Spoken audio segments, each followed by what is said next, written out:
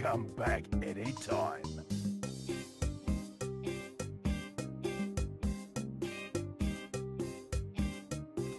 Come back anytime.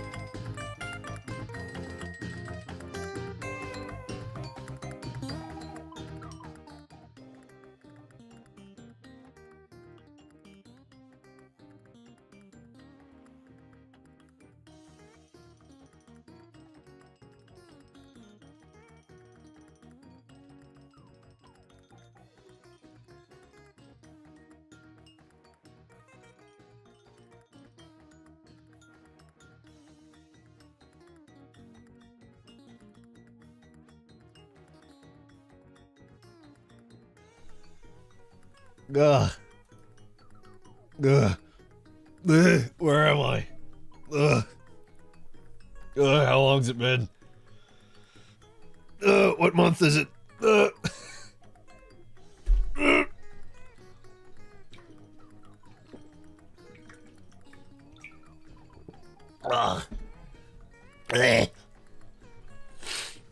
Oh, hey everybody. Welcome back.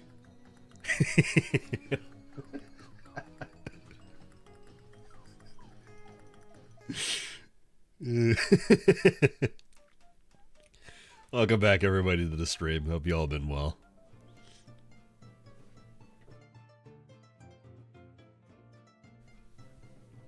Yeah, nobody's here for me anymore. Everybody's here for the new dog. This is first dog stream. But I hope you all been well. Yeah, it's been a month and 2 days since I streamed last. Wow. Or no, wait, no, it wasn't. No, I streamed on Halloween, didn't I?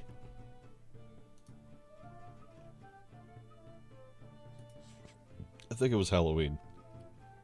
Was it Halloween? Yeah, it was Halloween. It's been 23 days.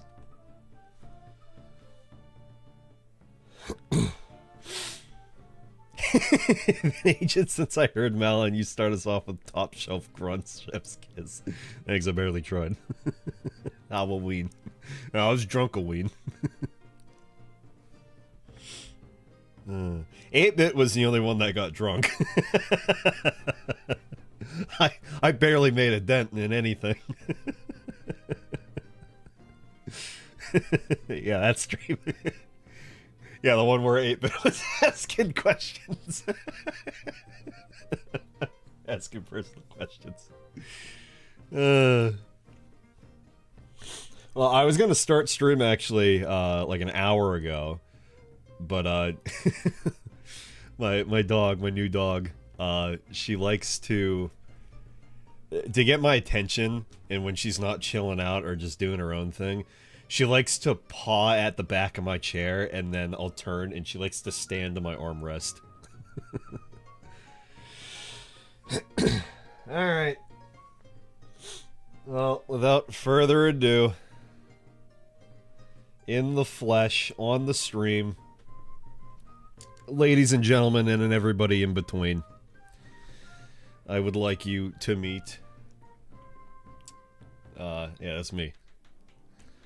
I would like you to meet... Oh, there she is! There she is! Here's my hair. I have some hair. Balalaika. This is Balalaika. She turned 1 year old 3 days ago. By the way, that's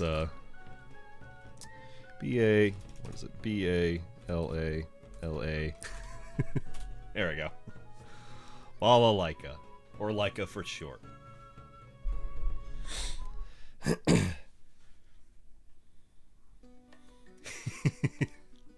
Pat her for me and Nagri, please. Remember to totally flip out if the dog moves, and then apply electric shocks if she gets on the bed. Yeah, I heard something about that. Actually, I heard it was who the hell who was that again? Who the hell was that again? No, I heard the dog actually used force lightning, like Darth Sidious, and shocked. It was Hassan, wasn't it? It was Hassan. Here she is. It's a puppy girl. It's Balalaika. Yeah. I had to wear her out. We went for a walk with my aunt. Not too long ago. What was that? Like 2 hours ago. And she was still... like she usually is, she is still really hyperactive after we are done with the walk. She's not tired. I think we need to walk for like 2 hours or something a day. We've been walking through my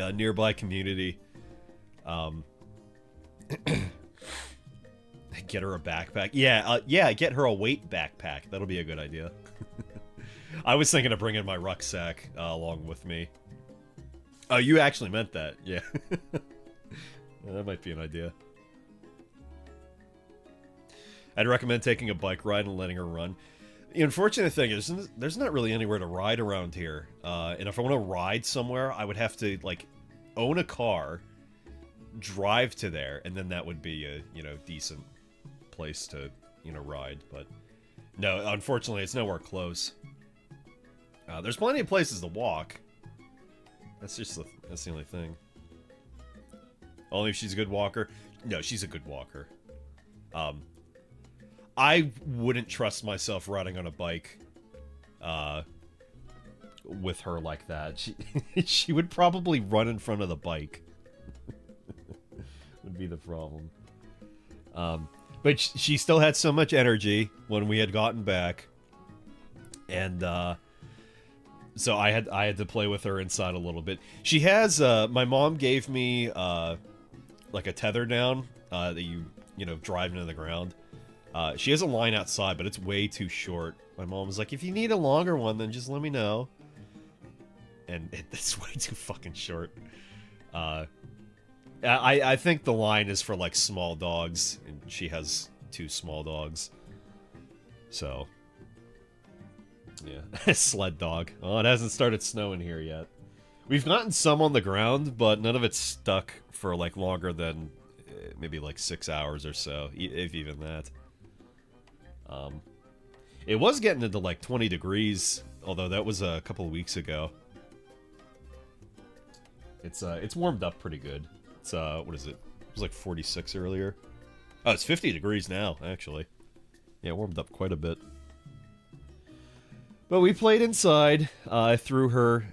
She has this, it was like a, it's like a cloth surrounding a toy, like a squeaky toy. And my cousin had picked it out. I threw her toy. I didn't throw her. No, she looked so much like my older family dog, Daisy, who died, what was it? It was like 4 years ago, I think, as of now. Oh, the puppy. Yeah, the puppy girl. She looks so much like my old dog, Daisy, that, like, I keep thinking that, like, whenever, like, oh, I'm gonna pick her up a little bit just to, like, play with her, and it's like, I don't want to hurt her, but then I have to remember, she's 1 year old. She's not gonna get hurt from me just picking her up.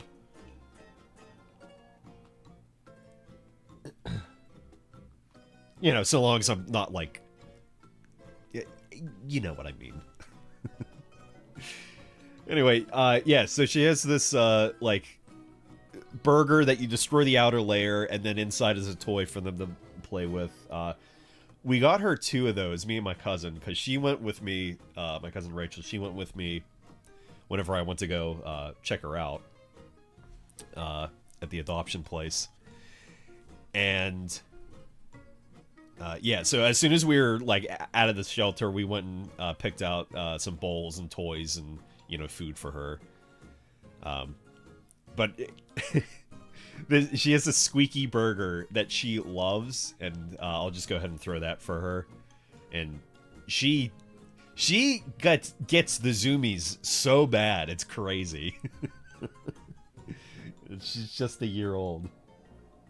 So she has so much energy. But,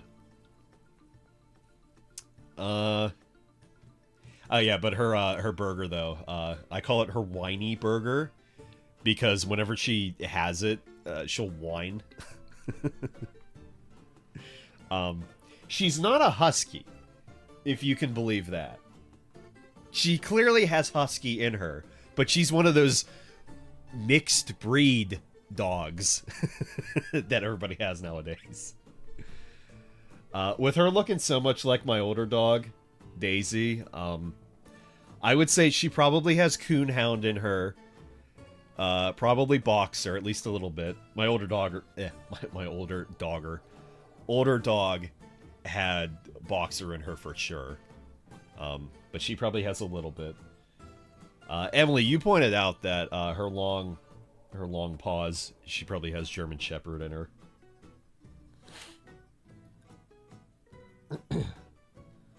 But she's gotten lots of compliments, haven't you? She got lots of compliments whenever I walk her. Everybody's like, oh my god, your dog's so pretty. She doesn't bark a lot either. She doesn't, like, necessarily whine a lot. She usually only whines whenever she wants my attention. Or if, like I was saying before, she'll bat the back of my chair. Or if she's playing with one of her toys, she likes to whine. It was breaking my heart when I first got her, because I was like, no, she's not happy. It's like for the first couple days. And I realized, no, you're just doing that when you have your toy.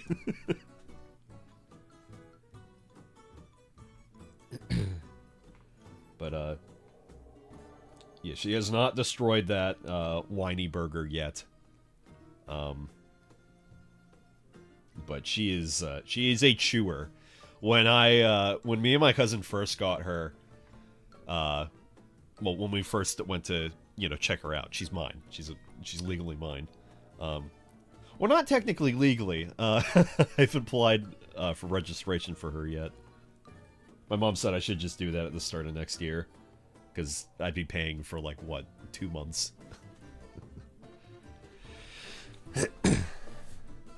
But, yeah, when she first had come in, so I could, check her out, they didn't have any of the, big green rooms available. I don't know why I said green. Grr. They didn't have any of the big green rooms available, so they gave us one of the smaller ones. And she comes in, and she has this cute little blue unicorn leash that she's on, and she has this pink collar. I still have the collar, but she destroyed that leash. They had to give me a new leash. And somebody was nice enough to bring in toys for her. And as I was filling out paperwork and my cousin was hanging out with her, and she was like trying not to bond with her too much because, she's going to be my dog. I come back and the room is just covered. Just stuffing. She walked out of the animal shelter, though, with one of those toys. All the stuffing was out of it. But she walked out with the skin of this purple octopus. But it was destroyed. I just had to throw out the rest of that octopus today, because she she tore off all the arms, and then she just those have been off for like a week, and then she's like, it was tatters. It had to go. She has other toys anyway. So yeah, she likes to chew stuff. We have had some accidents, but it's the weirdest thing. She's really well house trained. She has not gone to the bathroom downstairs at all. She keeps going upstairs to the bathroom in the same spot. And the more I've been thinking about it, I think it's because my mom gave me these carpets, and I don't remember where she got them from, or if they were upstairs when she was keeping cats, just, getting them used to her old house across the driveway from me. But I think Balalaika might smell those, kitties, or when I had kept a cat upstairs for my cousin for like a day or so, who then her parents adopted. I named her Entity. She kept that name. It's a great name. She's a black cat.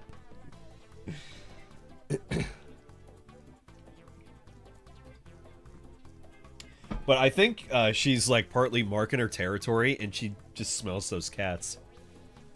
Because she's good down here. She will not go to the bathroom down here. But it's in the same spot upstairs every time. So I had the baby gate off the stairs. Leading up to the top. And I have the window open upstairs. I didn't for like the first couple of days after I had cleaned up there, and I go up there, and it just reeks of just dog piss. I'm like, ugh! And the fucking heater was going too, so that made it like 100 times worse.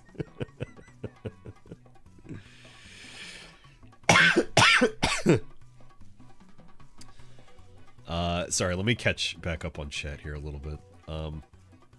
Yeah, I didn't know they made weight backpacks for dogs that, so long as it's not too heavy and it wouldn't hurt her spine or anything.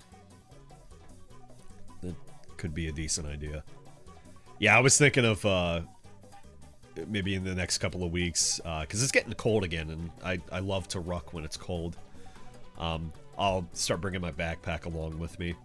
Because the only problem whenever leaving my house is we have to walk along a busy road to get to nearby neighborhood. But she's good walking along there and coming back. It's just, you know, I need to be sure I have full control before I decide to put on a 40-pound backpack, you know. Because I think I loaded that up. Loaded that up at the beginning of the year. I think I put it up to 80 pounds, or it was 70 or 80 pounds I had in that backpack. I got some more weights. And it was way too much. It was cool, but it was it was a lot of effort. Patchwork pup. Shepherds have like fingers. Not familiar. I was leaving her for movie time, if that happened yet. That was supposed to happen last Wednesday. So we were gonna, me, my cousin, and her boyfriend, we were gonna see Angel's Egg. And I've seen that before. My cousin's seen it before. Her boyfriend has never seen it. But I love Angel's Egg, and I love the music in that movie. So I was like, we all had gone and seen Chainsaw Man, the movie. What was that? Like a month ago at this point. That was really good, by the way. If you have the opportunity to see that, go see it. And you've seen the series, like the first season, go see it. It's a, like, direct continuation of the first season. And it's, like, kind of necessary, I'm going to imagine, going into the eventual second season. Like, they fell out an arc within that movie, and it oh my god. The animation at the end for the fight scene, it's, like, it's fucking phenomenal. It's, like, some of the best I've ever seen. I would love... my cousin and her boyfriend ended up going seeing it again. I would love to see that again. I would pay to see that movie again. It's a fucking great movie. Anyway, though, and as we were looking at movies, I was like, oh, Angel's Egg. Yeah, limited playing. Like, oh, yeah, I want to go see that. And it's getting up to the date. And it's like, yeah, it'll be playing in these theaters or whatever. Or, like, this, you know, trademark of theater. And the one theater that it's playing in was like an hour away. And it's like, I'm not going to force my cousin to, you know, go out of her way to, you know, take us an hour away to go see a movie. Yeah, I was really, really disappointed. Because, like, I wanted to hear that music in the theater so badly. I wanted to hear the main girl scream really loud. Also, that movie has a dub now? It's like 40 years old, I think, and it has an English dub now, which I don't think it ever has, at least within the past, like, decade. That was news to me. There were different theaters you could go to for the showing. It was at different time slots. So the Japanese dub and then the English dub. I was like, what? What do you mean there's an English version? There's like 2 minutes of dialogue in the entire movie, for those who haven't seen it.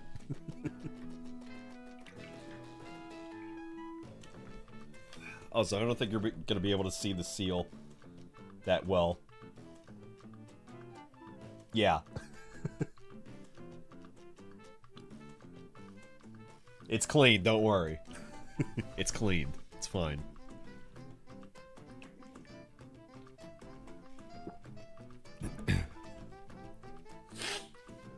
She's so tired now. Yeah, she's so tired. Oh, but she's such a good girl. Yeah. I have to feed her in like 20 minutes and take it out. No! Sugma. Ligma. I have to feed her in 20 minutes, so she'll get up then. That'll be a good time for that.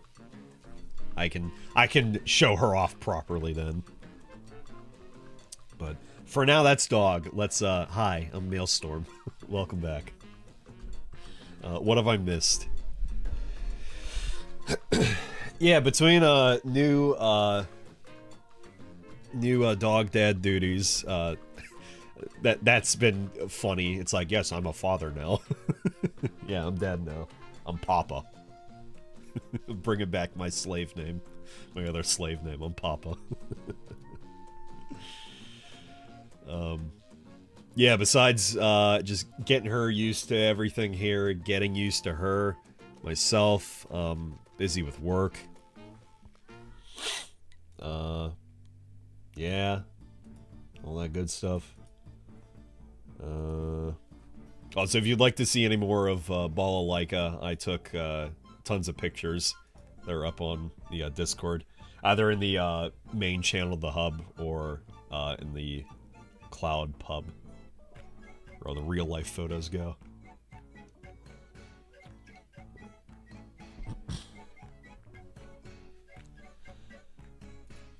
Also, I may have added like 40 years of gravel to my voice since I last streamed.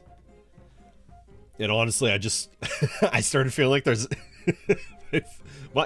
I'm not getting sick or anything, but like my voice itself, not my throat, my voice has been feeling a little scratchy as of yesterday. And I'm still kind of feeling it today.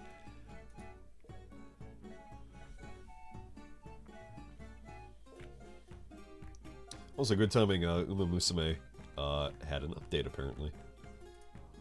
Wow. Real quick, though, what have I been up to in terms of gaming stuff? Let's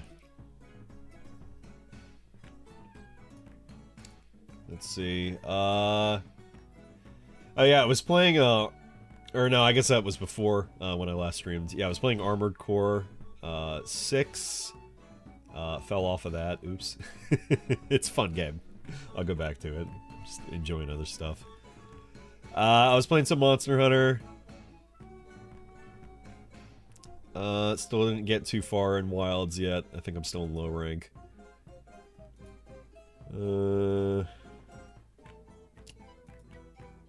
Yeah, actually, I haven't had a lot of time for gaming recently.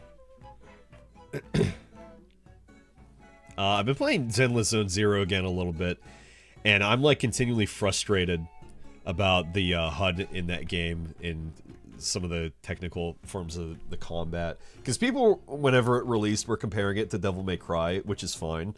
Like, it's a good action combat game, you know, for a gacha game. But too much of that game is focused on waiting. So, like, for those who don't know, you have 3 people in a party. And you rotate between those 3 people and do special attacks. And, you know, normally attack. You build up status effects on your enemies. And it's just, you're filling up these special gauges to then use them to then switch off to another character to then, you know, build up another special gauge. As, you know, whether or not you're building it up on field or if it's building up off field. But I was just finding myself constantly looking up in the top left corner at those special meters, waiting for them to fill up, so then I could just keep rotating my damage. And it got to a point where it's like driving me fucking crazy, because that's all I'm doing is staring up in the top left. I'm like barely looking at the gameplay. And then just to, you know, see, like, am I really just overthinking this?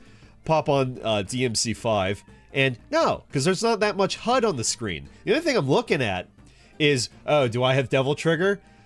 Oh, what weapon am I switching to? And rather, am I sure this is the weapon I am switching to? Yes. And then my eyes dart straight back to the center of the screen. So I don't know with Zenless Zone Zero if that just comes from the fact that you're playing it, technically, it's a phone game on a smaller screen. So it's like your eyes aren't going to be focused all over the place like they are when you're playing on a desktop. I don't know. So I've been sneakily modding that to just help the HUD just move the elements around, and that kind of helps, but I think the UI just needs a complete redesign. It's not good. My eyes need to be focused on the center of the screen, not on every fucking corner when I'm playing an action game. That just makes no sense. That's my random rant. I'll say, Sharps. Yeah, I noticed the first did not play either. They do work, though. They just don't like to play. Thanks, Twitch. What else is new? Hello. Yeah. You gotta rename that to Cloud Pup now. Which part was that? Sorry. You said that like 3 minutes ago. Oh yeah, I after work, because I was really tired, I wanted something just really like low effort to get into. Because I've been wanting to continue Monster Hunter Wilds, because Nagri keeps talking about how the difficulty is like just right and whatnot for like the soft G rank, high rank they introduced. And he's having a good time, 8-Bit's having a good time, and it's like, damn, I wish I could be having a good time, but I'm still in low rank, and it's too fucking easy. So, my good friend, Philip Mudasheep, he's the creator of Halfquake, if you guys are familiar. He just released a new game called Faith in Despair. It's a little card game. And I'm not usually one for card games, but I tell you what, I'm having a good time with that. It's a fun game. And I also popped on Balatro. I won a run. I won my first ever run. So yeah, just some leisure card games. Along with trying to readjust the HUD in Zenless Zone Zero. That's what I've been up to.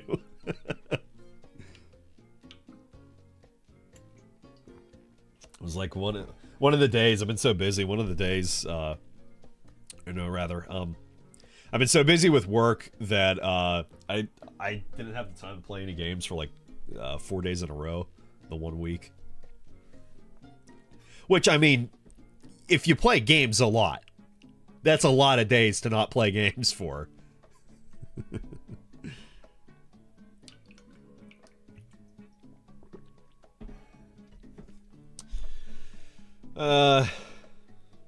Yeah. It's been getting colder here.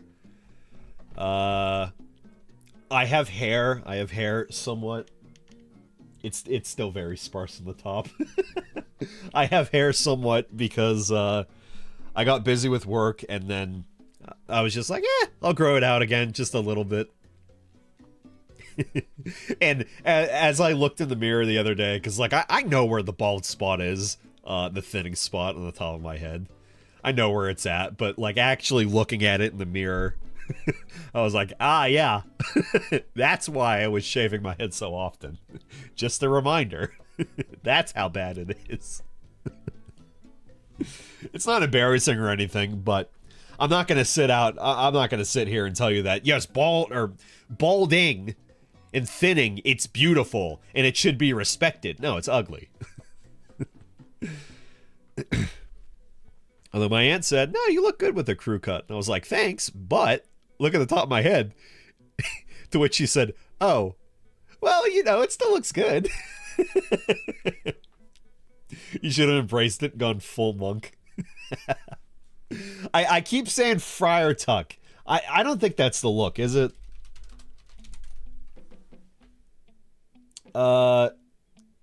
Ish. Relatively. Yeah, relatively it's a Friar Tuck look. If Friar Tuck had way less hair.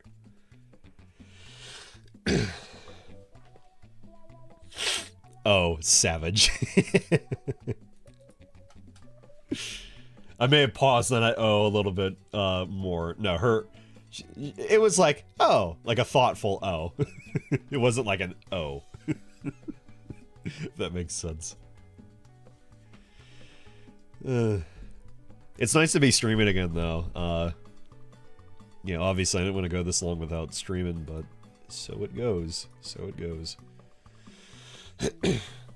And just for the record, yes, I know I didn't stream that much in October either. Just a reminder, Horror Dumpster can happen any time of the year. I have a lot more games on my Google Doc that I did not stream, that I still have sitting here. I can pick these out whenever I want and stream those. Just if you're upset that I missed October a lot, I will play more of these throughout the coming year, not just in October, because I myself watch a lot of horror games and horror content anyway. So that would just be ridiculous that, oh yeah, I'm just not going to stream any of it until October. That's the only time I'm going to play any of this. And for Barlow, who keeps saying, I wonder if the RE4 run is even going to happen this year. Yes, it'll happen this year. The annual run happens every year, just because I've done it in December before as well. I think it was like 4 years ago, 4 or 5 years ago. I did it in December. Doubt? Oh, okay. I was thinking, oh, maybe I'll just come back and I'll go ahead and start the stream with the RE4 annual run. But I was like, no, because I gotta introduce her. I gotta do some catch up with all you guys, and I'm not gonna get the catch up. I'm not getting catch up. It has to be Heinz. Can't be anything else. But I'm not gonna do like catch up and, you know, chatting with you guys when I'm, you know, doing the RE4 run. When I haven't streamed in almost a month. So it's easier to, you know, do it like this. So meet the dog, hang out and chat. We're gonna do Game Awards voting because I haven't looked at the list at all for anything. And we're gonna do most likely some Uma Musume because I haven't played that in however fucking long. And I only keep saying I want to get back to that. So it's a low effort stream that I don't have to think too much about. And at least thankfully she's like completely tuckered out. Yeah, oh, she's so tuckered out. She's so tired. You follow my oh, she's dreaming. She's kicking. She's so cute. She's very friendly. She's friendly with everybody she's met so far. She gets a little excited when whenever somebody comes over. She does her little uppies. She doesn't like fully jump on somebody, but she does like little gentle uppies. 10 out of 10 dog. She's been so great and so gentle. What was it? Whenever she sees other dogs, her file said she's unsure of other dogs, and whenever she sees other dogs in like people's yards when I'm walking in a nearby neighborhood, she just wants to look more than anything. She'll just look back, or like if she sees somebody, she'll just want to look, but she'll like definitely want to say hi to people. But I need to get her used to being around my family's dogs, so that way she knows that like, oh, all dogs aren't bad or anything. She got into a little scrap earlier when I was walking with my aunt. Well, it wasn't even a scrap. This other stupid dumbass piece of shit, fuck ass, dumbass. Sorry, I ran out of adjectives. Stupid idiot, dumb dog. Was barking at her as we're walking by. We do a cul-de-sac, we go around the loop, and then we're coming back. And I didn't even notice, Ball Like is pulling me to the right a little bit. back to the yard where the dog was barking. It was like a medium-sized dog.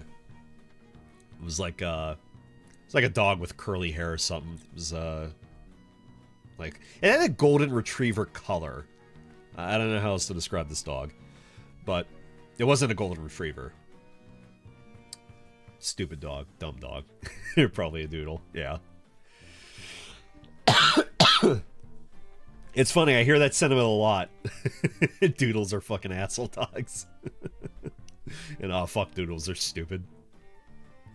Anyway, the majority of the people in that neighborhood, all their dogs are like on an invisible fence thing, Invisifence. And some of them will just put it in their yard, like, oh yes, this dog is protected by Invisifence or whatever. 0 out of 10 dogs.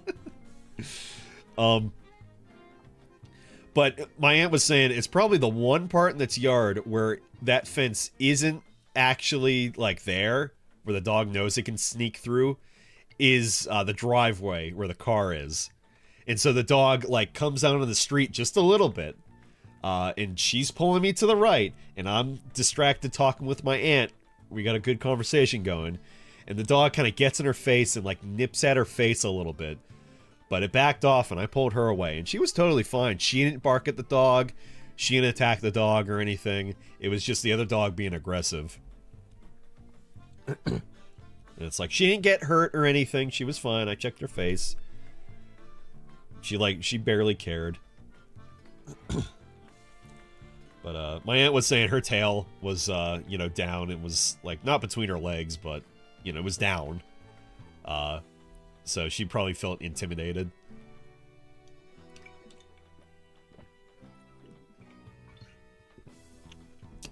But she was all good. So it's like, I just need to get her used to dogs, and I need to, like, see how she is with kids. But everybody keeps saying if she's fine with people, she's probably going to be fine with kids. Which I see no reason, you know, to doubt that, to be honest.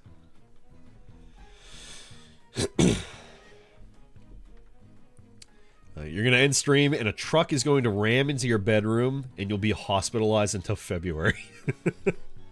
God. No, where I live at, that's not really possible. There's too many trees. They would have to ride up a tiny incline of a hill to actually get to me. And I'm not sitting on ground level either. My house is it's like up on the hill. A plane crash then. Yeah, I think about plane crashes. Can't wait for your take on the Claire Obscure Awards show. It's gonna sweep, and like I'm happy it's gonna sweep. But also, I feel bad for, like, some of the other awards, too. Which, it's gonna be terrible if you release a game next year, because GTA 6 got delayed to 2026. Like, a full year, too, which was wild. Yeah, lots of gaming news that I missed chatting about here. Yeah, we got a Gabe Cube coming. There's a new Steam controller, new VR headset from Steam that looks... Oh my god, it looks so nice, and it looks so much lighter than the fucking Quest 2. And also, it doesn't have Meta and Facebook all up inside its asshole like a piece of fucking shit. Yeah, also Claire Obscure is in every category. That's kind of frustrating too. Oh, you can see her. You can see her right there.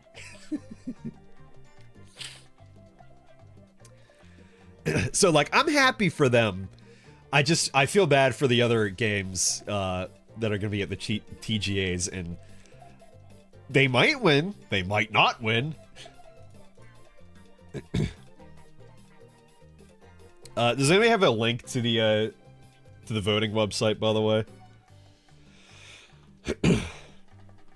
GTA 6 being delayed is because of Rockstar being anti-union. Oh yeah, they fired people for allegedly. These are my big quotes. Allegedly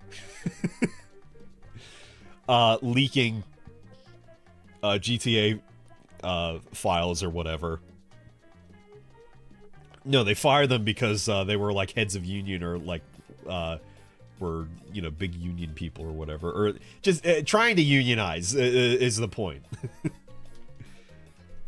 Like, when the story first came out, and it's like, yes, we fired these people because they were leaking stuff. It was like, oh, well, okay.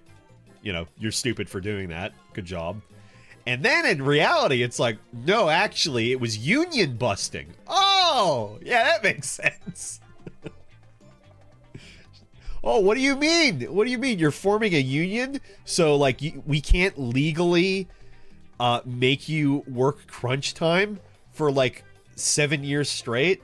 Oh, you're fired. Also, thanks, Barlow. Like, real head-ass shit.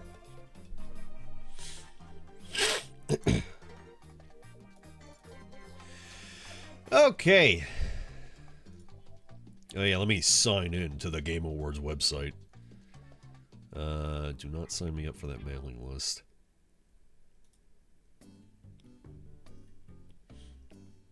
I do not want to subscribble either. And then the rest of the devs went on strike for a bit. I didn't hear about that. I'm surprised I didn't hear about that, actually. If that was recent, anyway. Which, I mean, it should have been. Yeah, I didn't hear about that. What have y'all been playing, by the way? What have y'all been up to? Like I said, for me, it's been a mix of being frustrated with Zenless Zone Zero's HUD while still trying to enjoy the game and, you know, making progress in that. And then just some card games. Pokemon Lazarus released. That's fantastic. Or it's fantastic. So I've heard, mostly from you, and also one website that mentioned it released, and that's all.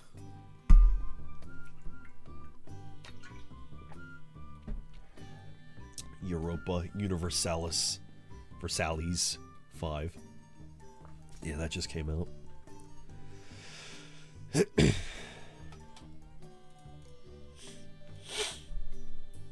Alright, let's take a look here. Yeah, so like I said, I haven't checked the categories or anything. I was not going to look at the who was nominated for Game of the Year, but then I was like, I'm going to end up hearing about it anyway. Yeah, so Game of the Year. So, I heard one streamer scream, I don't remember who it was, scream and say, why is this even up for voting? One, Nintendo has to have their one game in there. That's usually the case.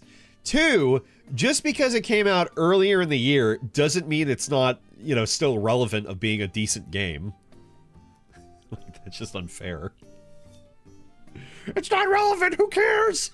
Who's even playing this? So we have Claire Obscure Expedition 33, the game that everybody I know is playing, and I probably won't play because who the fuck has time for long-ass RPGs? Honestly, I think Kingdom Come Deliverance 2 deserves this one the most. Of course you would say that. Not in a negative way, of course you would say that, just of course you would say that. Oh, speaking of, I heard this the other day. And I thought this was amazing. Where do you think you're going? Into the camp, of course. Oh, what? Of coin. Didn't you say your purse was heavy? If you're going to keep yanking my pizzle, I'll kick your ass to Kingdom Come. Deliverance. Deliverance? I was laughing my ass off when I first heard that. Kingdom Come. Deliverance. That's official too, apparently. That's in the game. It makes me think of, there's evil within too. Looks at camera. I don't think there's beating that from the Evil Within 2, though. It's amazing. Do you know that the developers hid a dinosaur in every cutscene? No, share that with me. I want to know about the dinosaurs.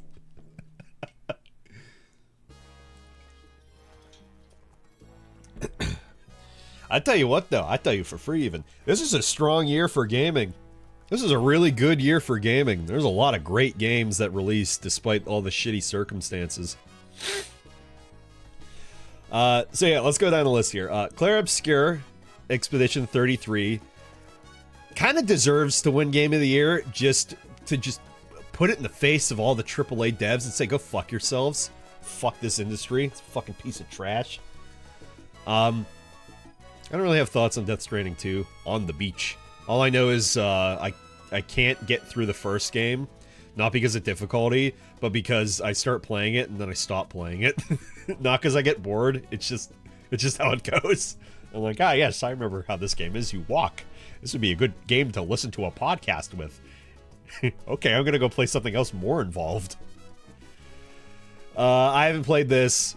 It looked, fun enough. It looked like Donkey Kong Bonanza looked like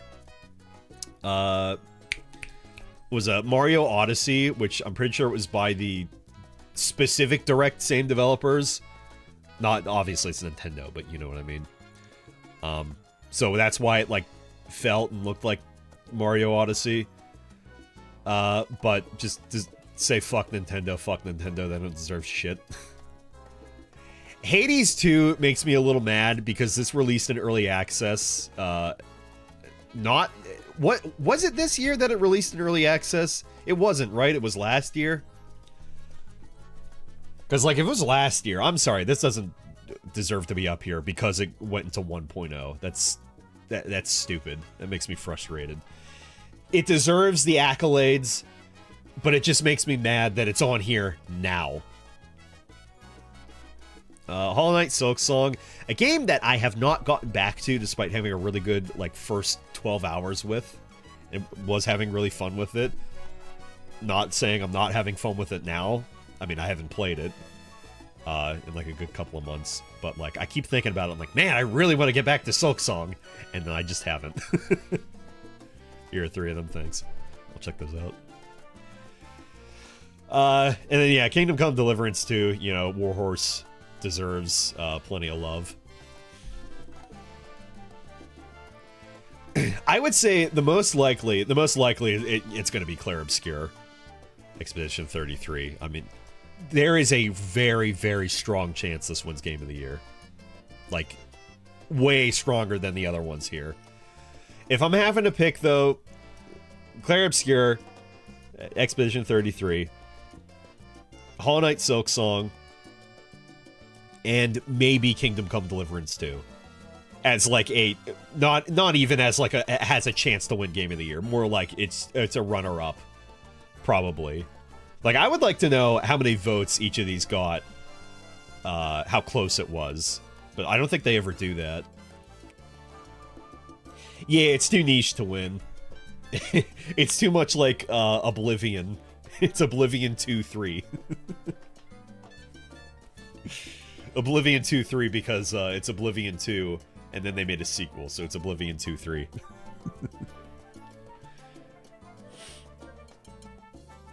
So, personally, the only game I played on here is Silksong. So, if it was based off what I've played, this is all I could vote for. But I want to spite the industry, and I want Claire Obscure Expedition 33 to win. Kingdom Come, that's what I'm saying. They're sweeping, but I want, like, Kingdom Come and some of these other devs to win something. Maybe besides Nintendo. Nintendo doesn't deserve anything this year. They've been pissing off too many people, and I'm pissed off with them. Best Game Direction, awarded for outstanding creative vision and innovation in game direction and design.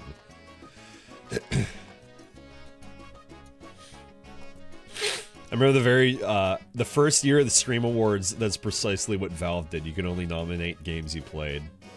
Yeah, which is why I think I wasn't I wasn't voting.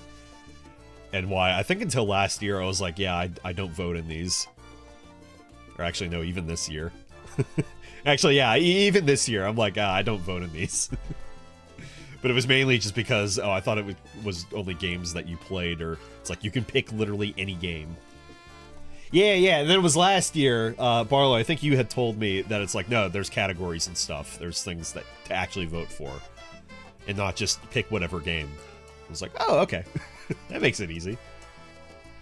I'm not going to go through, this is 29 categories. I'm not going to go through like 20 categories of different genres and fucking pick out like, oh, the best action game, the best warm feeling game, and then like Killing Floor 2?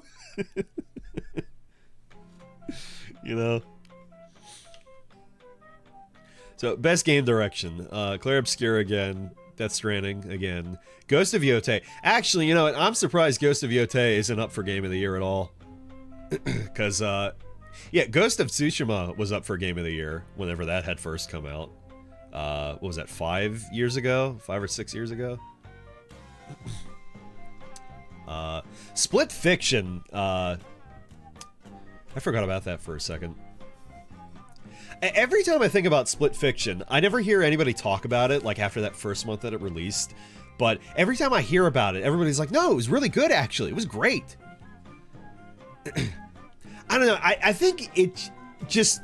It, with the two girls, makes me think too much of that one Wolfenstein game. The last Wolfenstein game that they had made.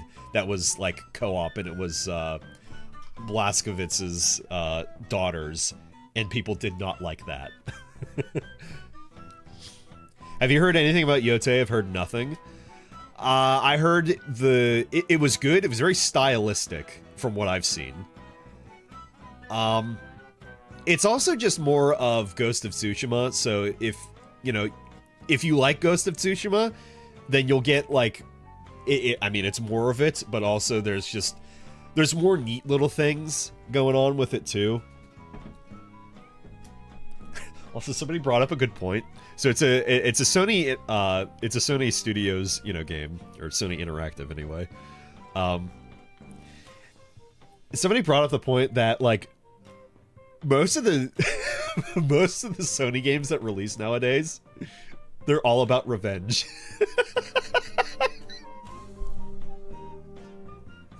And personally, I can only think of Ghost of Yotei. And, Ghost of Yotei is also kind of like Kill Bill. Just, I don't know, look at it like that. She has a list. It's cool. And The Last of Us Part 2. And what originally would have been The Last of Us 1.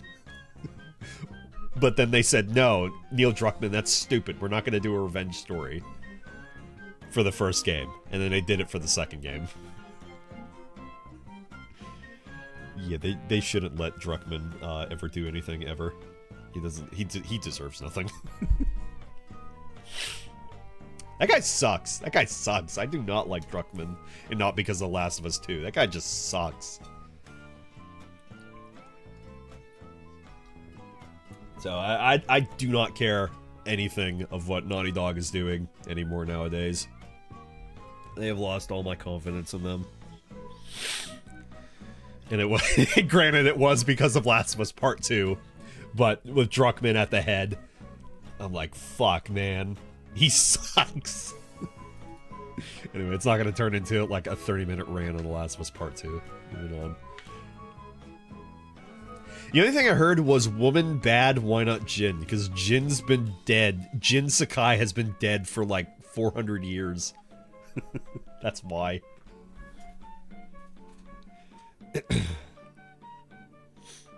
And in regards to woman bad, they literally mean all woman bad. Woke game. Whoa. Makes me think of with Silent Hill F and stuff. People are like, this game's woke, Silent Hill turned woke. Did you not play Silent Hill 3? Did nobody play that? That game was about teen pregnancy. Did nobody fucking play that game? Like, for Christ's sake. He's a ghost who lives forever. Oh, okay.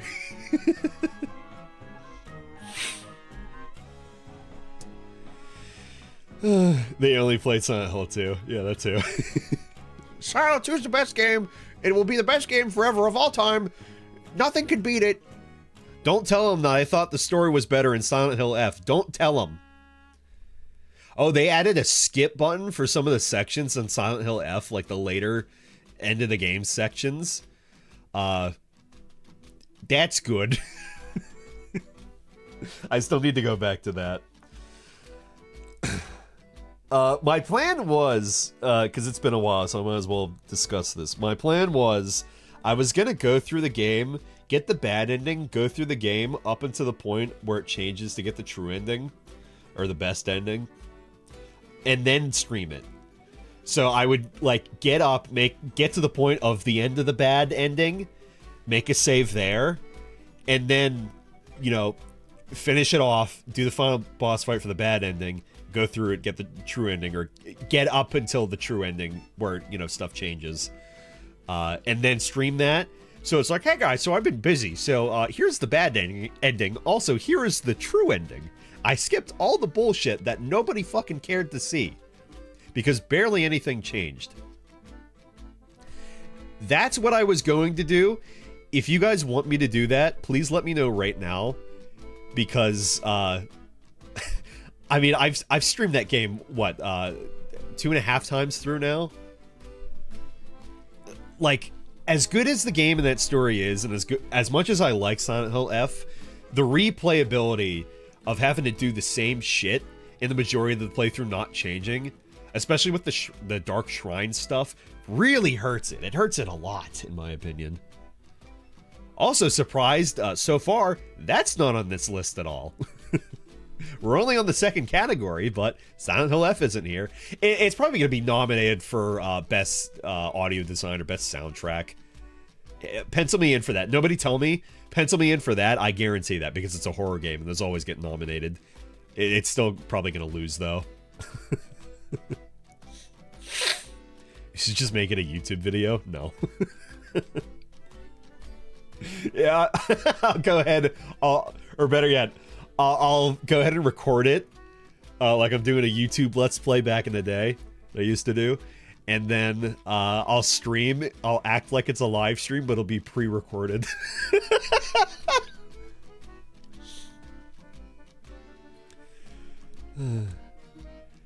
Konami can't be given anything since Jeff sucks off Konami.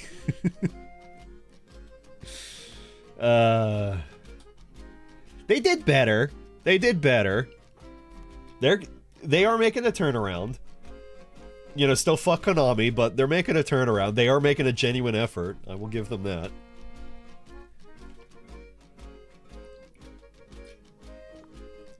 You know, up until a few months ago, actually, I was thinking, because I had heard that Kojima apparently had embezzled funds to make PT, which is really why they had fired him. And I was like, okay, it was like late at night, and I was like, okay, I'm gonna look back at this. I'm gonna look through like some news articles and stuff. I'm really gonna see, like, is this actually true? Could not find like one person that said, no, that's true, that's actually what happened. No, everybody said, no, that's not what happened. It was just creative differences, him taking too long to make games, and Konami just generally being unhappy with his game dev cycle. So, which, if he embezzled funds, yeah, they had every reason to fire him. He didn't embezzle funds, so no, they didn't really have a good reason to fire him like that, or make him so estranged. Yeah, you won an award, you can't come up and accept it, though. We're barring you. It's ours. So I was happy to at least learn that that wasn't the case, that he embezzled funds, which he didn't. If he embezzled funds, oh, bad break. If he embezzled funds but made, like, the best horror game in the last 20 years, maybe just slap on the wrist and let him move on. I mean, he did. Well, he didn't make a game, he made a playable teaser. It was still very good, though. I don't know, he's, what is it, one of his new games that he's making, that has a weird name to it, it's not off, it's not out. Is it a drug? What is the new game that he's making, that's like, it's a horror game? He's making that with, I think Junji Ito was... He was originally collaborating on PT. I think he's working with Kojima again on this. Yeah, OD, yeah. I keep thinking overdose. OD, yeah. He's working with him, I think. And I believe he's working with Del Toro again. But like that's gonna be his PT, basically. Is what it seems like. So, we're gonna get a horror game, but it's not gonna be it's not gonna be PT, but that's as close as we're gonna get.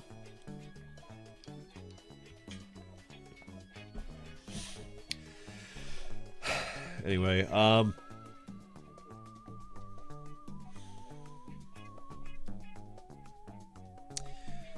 creative vision and innovation in game direction and design.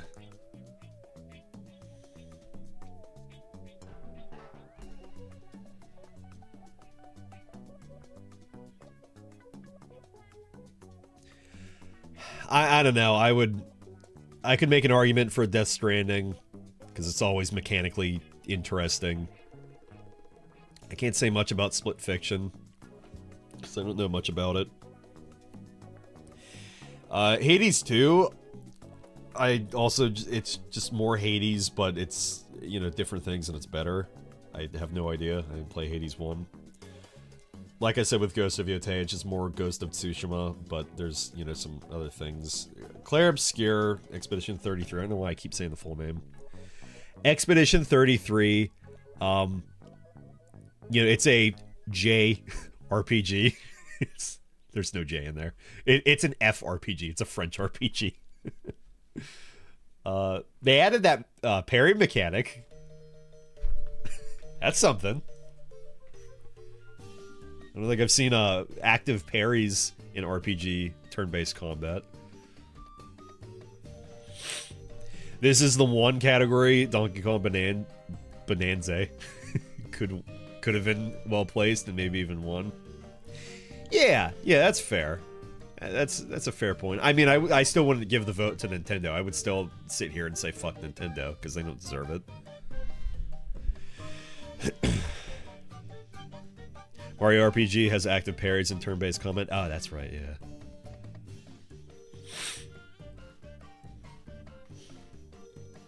I don't know, and it's again, I haven't played any of these games. It's still one of those top categories, though, you know, up there with Game of the Year. So, like, best game direction, it's probably going to be Expedition 33 again. And yeah, frankly, I don't mind it being. So, just vote that.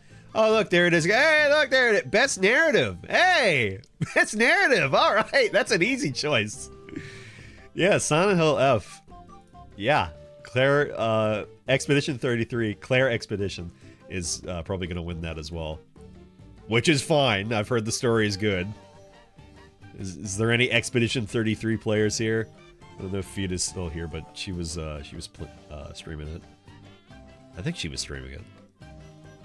I forget. She was playing it. I think she was playing it. Best art direction.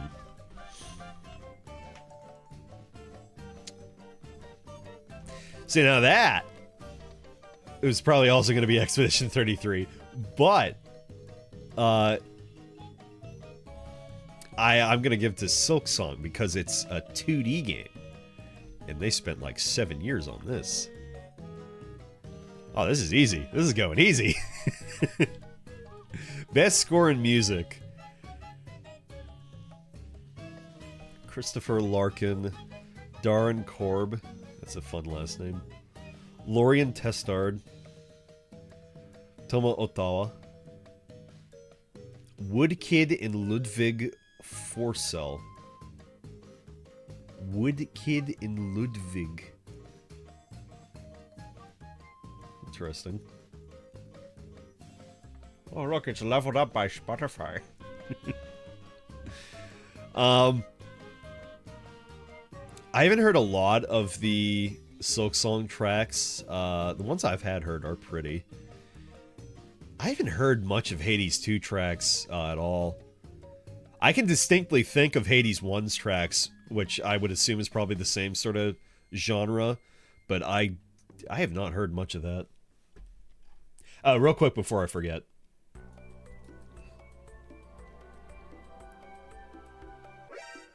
Oh, there's a dinosaur! To Jurassic Park.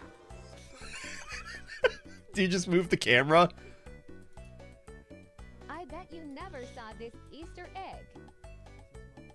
Oh, there it is! Oh, yeah, I watched a bunch of Tarantino movies. I saw Once Upon a Time in Hollywood. I saw Death Proof. I watched Reservoir Dogs. I have a list, actually. I have a list for my favorite, or for my Tarantino movie list, because I've watched all of his movies now. I watched that when I wasn't streaming. Yeah. So what was it 2, 3, 4, 5, 6, 7, 8, 9? Yeah. So number 9, Death Proof. Number 8, Reservoir Dogs. Number 6, Jackie. Is it Jackie Black or Jackie Brown? It was Jackie Brown. Number 5, Kill Bill. Number 4, Once Upon a Time in Hollywood. Number 3, Inglourious Bastards. Number 2, no, wait, I miscounted. Number 3, Pulp Fiction. Number 2, Django Unchained. And number 1, Hateful Eight. That's my Tarantino movie list. Yeah, it's a dinosaur. Is that what's a dino? Yeah, that's a dino.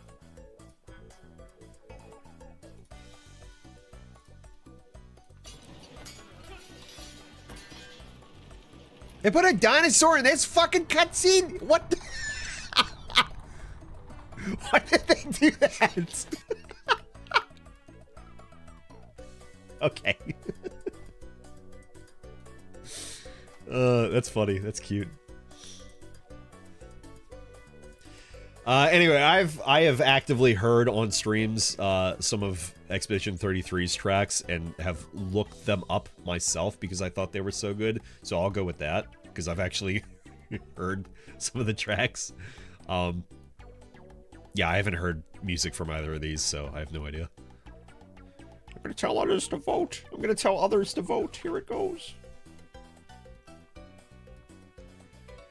Best audio design. Yeah, there it is. There's Silent Hill F. Battlefield 6. That's an interesting one. That's probably not going to win. It's also going to be Claire Obscure Expedition 33. Stop saying the full name. That is fair. It is a technically... She moved. It is a technically impressive game. Battlefield 6 has incredibly good audio. Recognizing the best in in-game audio and sound design. Death Stranding, as far as I would know and assume, would just be more of the same of Death Stranding 1, but Australia. I could not say for Ghost of Yotei. Actually, no, some of the sword clashes I thought could have been... They could have sounded different, so I'll give that a mark against them from the gameplay I had seen of that on some of the cutscenes. Silent Hill F is a horror game. Horror games always get nominated. That's just how it goes. Because horror games always usually have good audio.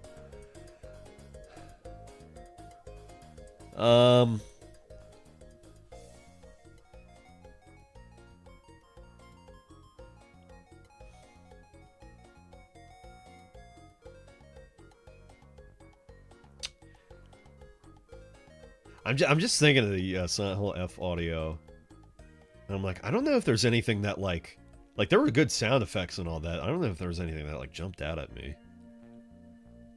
I mean, Battlefield 6 isn't gonna win, but it's about my vote.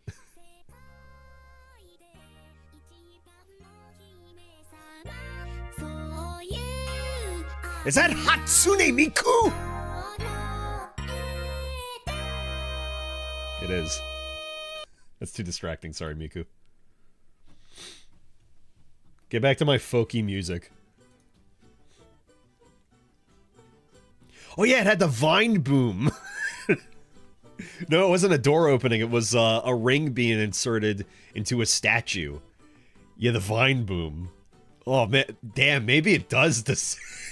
Maybe it does deserve best audio design. Because that made everybody question. Everybody streaming it questioned. Did I just hear that? Chat, did you just hear that? Chat being like, I thought that was just something you did. I thought that was a sound effect. No, that was in game. Shit, man. You know, Silent Hill F for the vine move. No, I can't. No, I want to do Battlefield 6.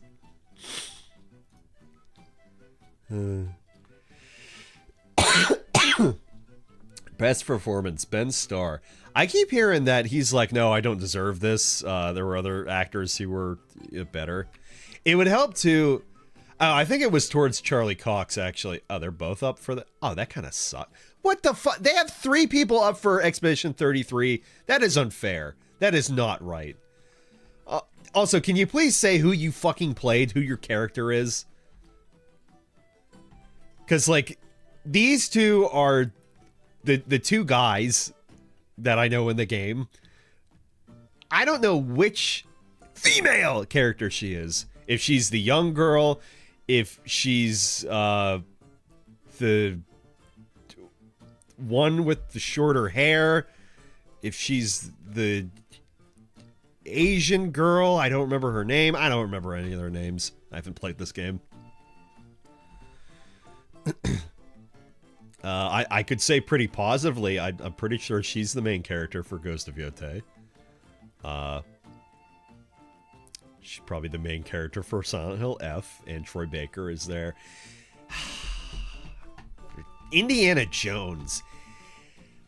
But now that would either be a spoiler or something. No, I don't know anything. I just said 2 male characters. I didn't say anything. I'm sure whatever employee snuck that in is flying real low right now. Does anybody know, by the way, which character Ben Starr plays? You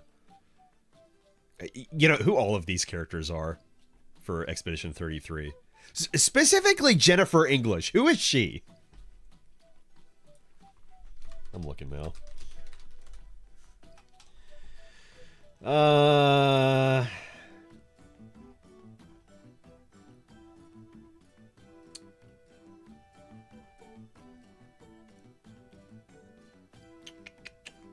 Oh, Charlie Cox was in Daredevil, apparently. Or he is Daredevil. I don't know. Okay, so he's Clive. No, wait. No, he's Verso. Okay.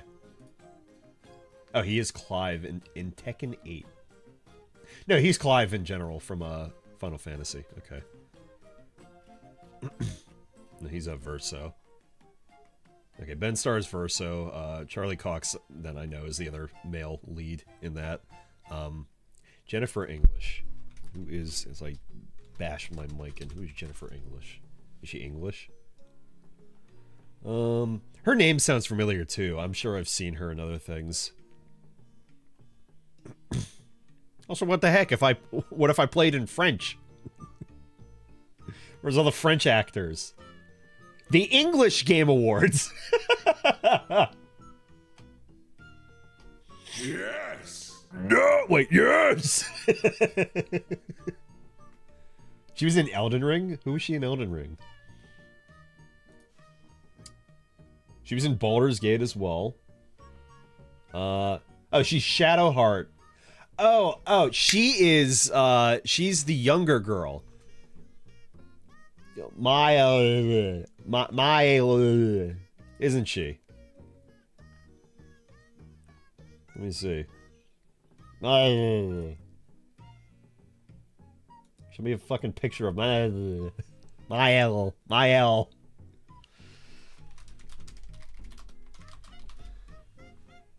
Yeah, she is. Yeah, it's funny. It's funny. I can picture her voice perfectly. Yeah, I know her voice. Yeah, there you go. Yeah, Shadowheart. You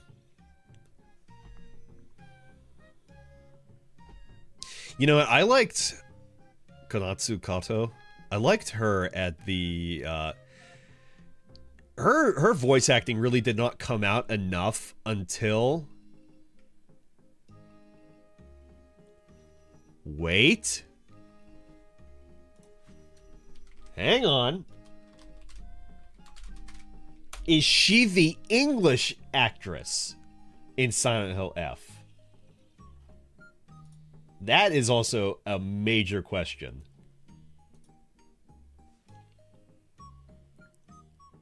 Yeah, of course she's Hinako's voice.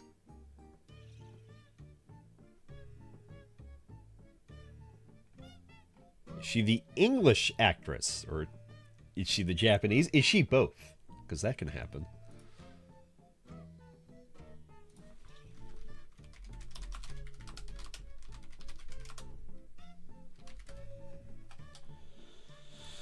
Let's see.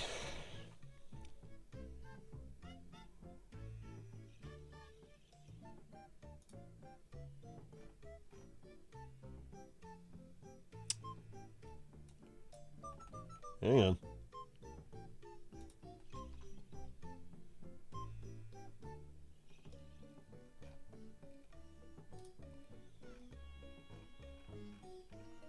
I found the answer, but just double checking.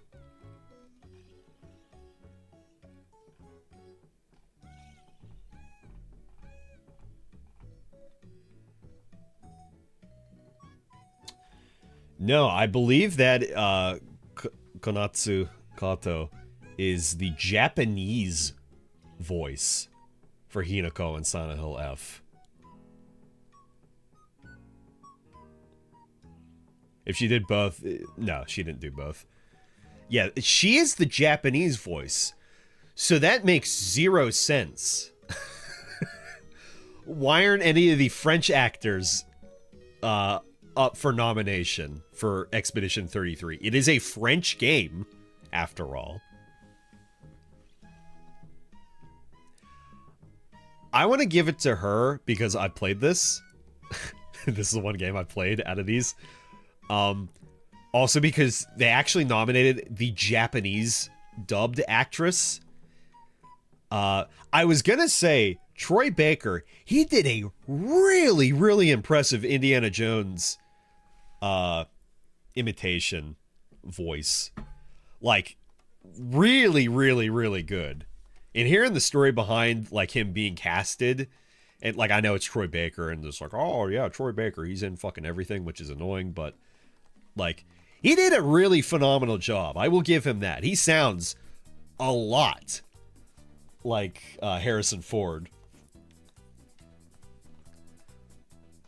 So it's like, if she wasn't here, I probably still wouldn't give it to Troy, but I would actually be tempted to give him that. But I'm going to give it to the Japanese dub for Silent Hill F Hinako actress.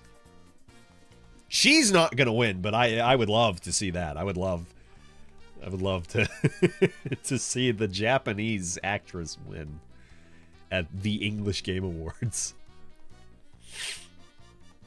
Innovation in accessibility, recognizing software and or hardware that is pushing the medium forward by adding features, technology, and content to help games be played and enjoyed by an even wider audience. Yeah, this is the one I'm, like, never certain of. Because, yeah, I haven't played fucking any of these. Assassin's Creed, Ubisoft doesn't deserve anything. Atomfall. I hate to say it, I know who Rebellion is. I don't even remember what this game is. 3 hot garbage, 2 good. Is Atomfall good then? Or do you mean South of Midnight? Atomfall is good? Yeah, I haven't heard of that.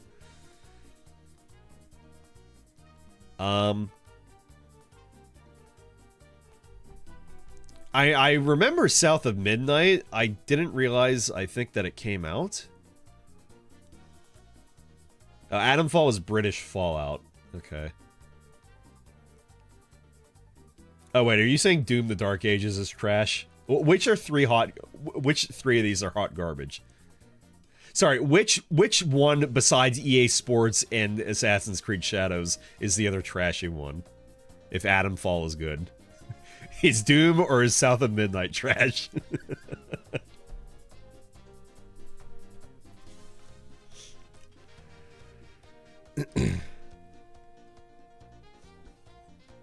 You know, while you answer that, I have to piss. I'll be right back. Enjoy sleeping, puppy. She's right there.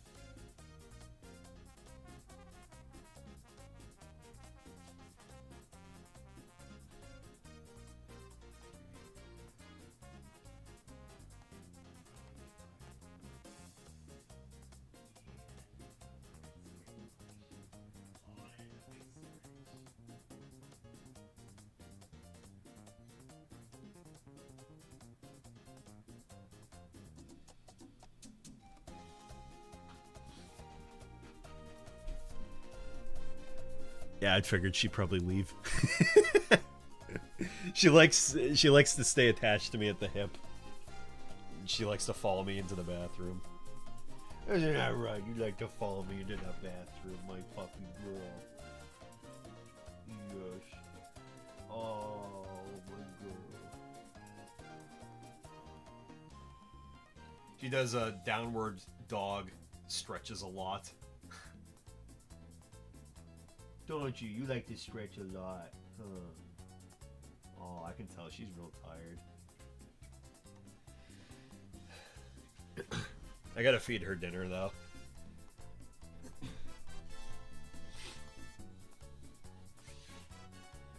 Give me just a few minutes, and I'll be back. Let me just feed her real quick.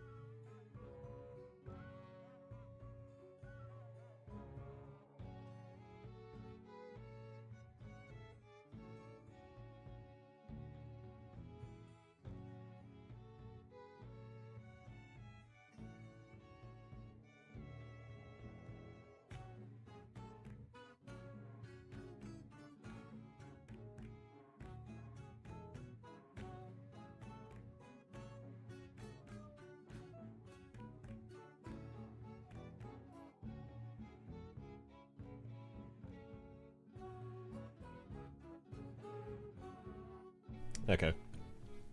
I'm big. Oh, there she goes. I was gonna say she's too tired to eat. I installed a little, right above her food dishes, I installed a little, like, pass-by light that'll turn on whenever there's any motion. Because I usually keep my kitchen light off. So I was like, I don't want her to, have to go in there, in the dark if she wants to eat or drink. So she got a little light right there now. I used to use that as my fridge light. I had to rip that out of my fridge when my fridge light was broken for like a year. But in reality, the bulb was just a little fucked up. I just had to twist it again a little bit.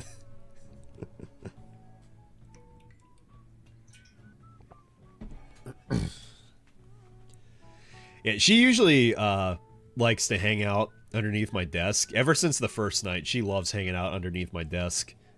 She likes sitting on my feet like she's a cat. Like, she will reposition her head so it's laying on my feet. It's cute. She's a cuddler. The first night, too, she always sleeps up on my bed as well. She's such a cute puppy.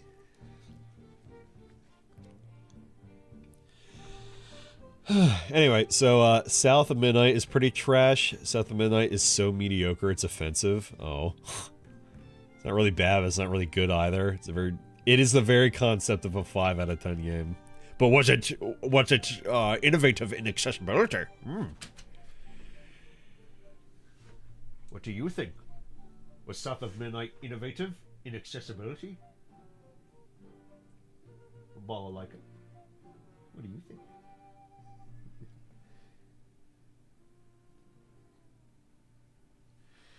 She was cute too when I first got her. She wasn't used to having so much food. Excuse you. She burped. So whenever I first fed her, the first night she was here, she would like take little mouthfuls of food and then like go put it in a corner and save it for later. It took her like a day and a half to stop doing that. It's like, no, you have food. You will always have food. There's plenty of treats. She did that the other day. So it's like, she still thinks about these things. She was kind of bad with treats as well. She was like, do I hide this? Do I savor it? What do I do? But she's been eating treats a lot better. Yeah, whoever housebroke her, wherever she was previously, did a really great job with her. It's like she knew sit pretty good already, but she's got sit down, lay down. I taught her that. She understands that pretty. She understood that really quickly. Wait, that is like her best command. She understands that perfectly. She actually leaves things and drops them out of her mouth when I say leave it. She's a smart puppy. Yeah, you're a smart puppy. Oh, the belly. The belly. You can touch your little paws. You touch your little paw pads. Yeah, talking about you. What a good girl you are. Yeah. Which would be good too if I ever need to trim her toenails. But like, I can touch her tail, I can pet her nose, I can touch her nose, I can touch her toes, I can touch her little paws, rub her belly. Like, she's good. You can touch her anywhere. And whenever I first got her, I got her on the 9th, I think, and she was spayed and neutered on the 5th. So just a few days before I had gotten her. So it's like I saved myself some money having, to come back. Especially also having to go back and, take her to the shelter to have that surgery done. It was good timing. Oh, and she was also going to be transferred to their north facility, which isn't too far away at all. But she was going to be transferred to their north facility. I forget how many days before they had said, but it was like a few days or something before I had went and got her. She did not want to go into into their transport vehicle. So I assume they probably crated her or something. I don't know. They were going to crate her, or she didn't want to go in, but everybody in my family just keeps saying, oh, that's fate. I'm like, okay, I guess it was. It was, it was meant to be that she was my dog. Yeah. My little puppy girl. My puppy girl. With the butt.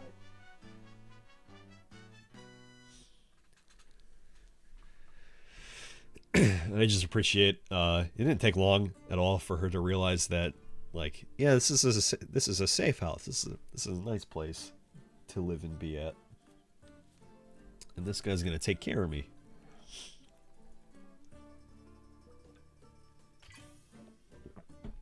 Anyway, though,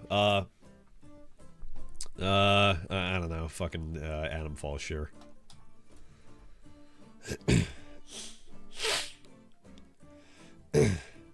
South of Midnight has a good review score, but that is just because it's at least playable with reasonable hardware. That's funny.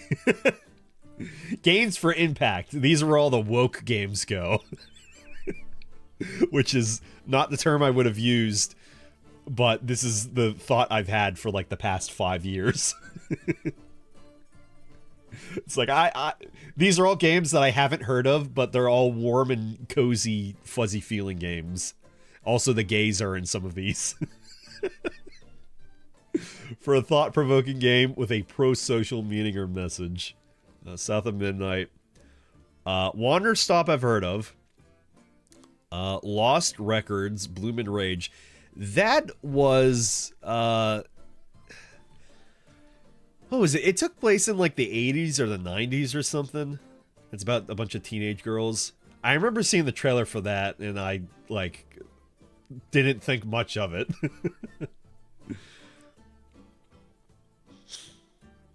Despelate? Despelote? I've not heard of that. And I've not heard of Consume Me. The only one I know of is South of Midnight. I'm surprised I've heard of more than half of these, honestly. Like, let me just see. Do I actually remember South of Midnight?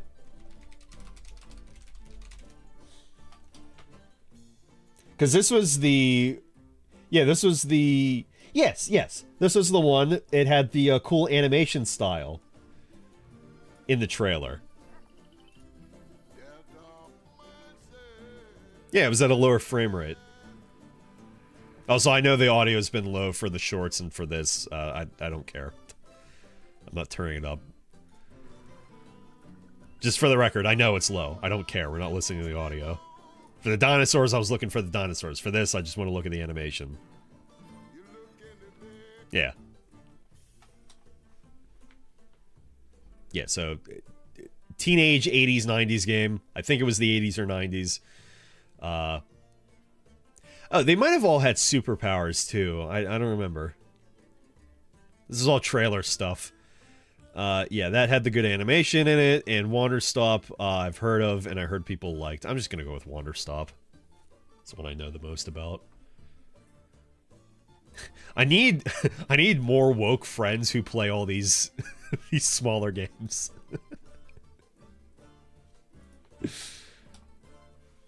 Silent Hill F should be in here, clearly. True. Best ongoing. Oh boy. Okay. Awarded to a game for outstanding development of ongoing. I hope Destiny is in here. I haven't seen them all. I hope Destiny's in here. For ongoing content that evolves the player experience over time. I'm gonna laugh at some of these. Okay. Final Fantasy XIV. I have heard that has gone downhill. Not like terribly bad, but it's gone downhill. Okay, I've seen them all now. Oh, I'm really sad Destiny 2 isn't here.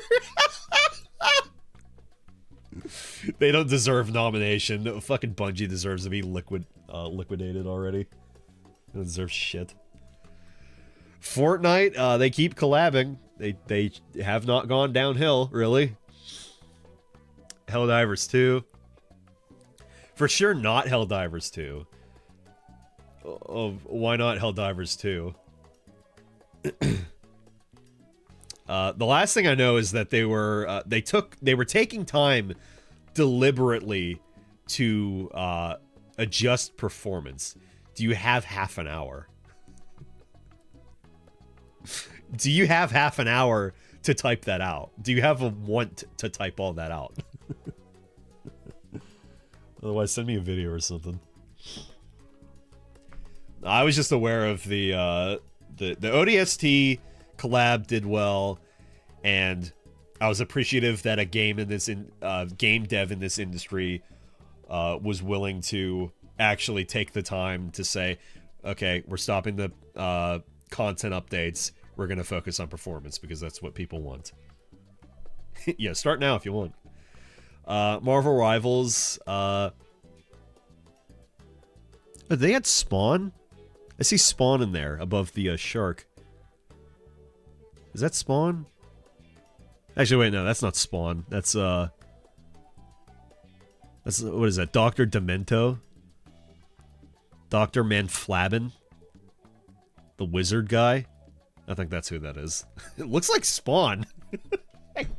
Does this not look like Spawn? No, move over. That guy. Yeah, that's Mr. Dr. Fantastic. That's not Spawn. That looks like Spawn from a distance. No Man's Sky, which continues to do content updates and stuff. I kind of wish I liked No Man's Sky more because it seems really cool, all the things that they added and all the things that they're doing. But like the RNG of the of the planet exploration just doesn't seem interesting or fun at all. Like, oh look, there's a new creature on this planet. Look, this planet has a lot of water on it. Okay. Is that it? Yeah, that's about it. Farm for resources. No, that's okay.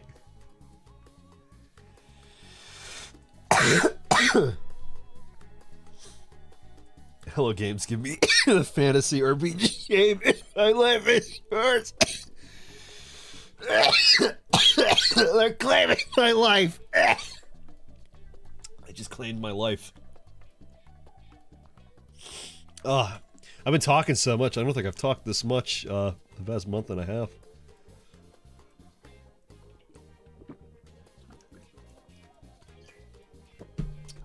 Jiminy Christmas.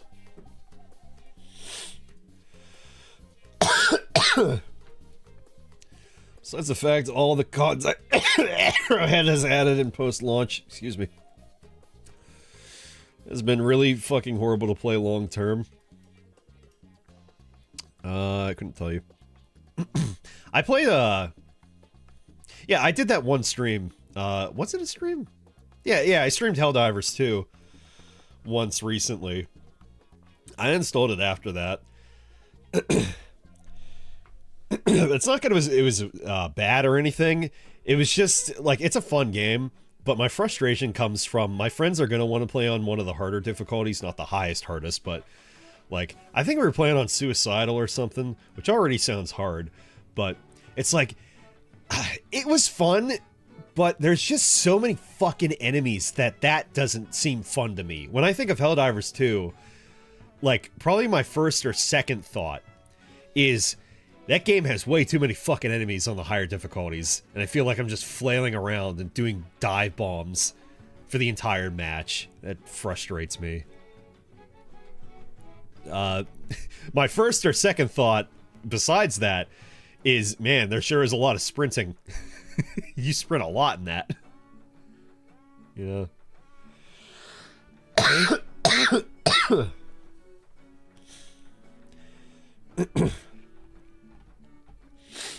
Last content was bullshit because they added an enemy style that needed dedicated loadouts.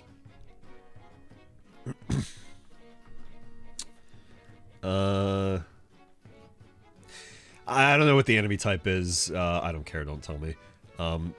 If it's like a heavy enemy, then I guess I could see that being a problem. I don't know, at the same point, like, don't just use the same meta fucking loadouts. I'm not saying you specifically, Sharps, but I don't know. If the people complaining about it like that.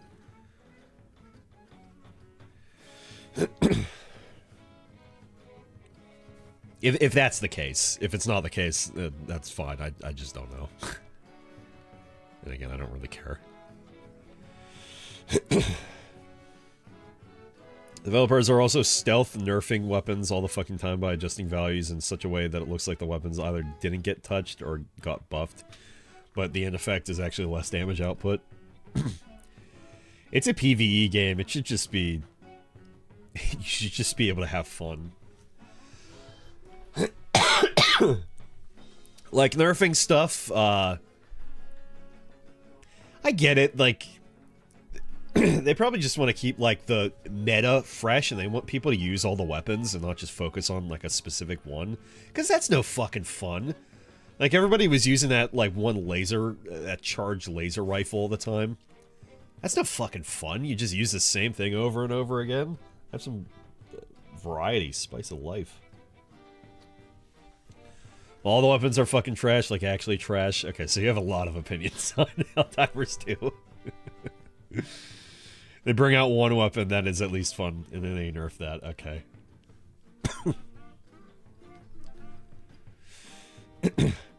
Yeah, but to be fair, most of my thoughts are from launch when they were adjusting weapon values because they wanted people to use other things and not the same shit over and over. That's where my sentimentality comes from. So, like, if there's other if there's other problems, then yeah. I'm not saying that you're wrong for thinking that way. It's just I don't have the ability to think that way because I haven't played the game that much in recent months, and I played it once the other month. Like, literally once, not once on stream, and I played it otherwise. No, I played it once. I just happened to be streaming it.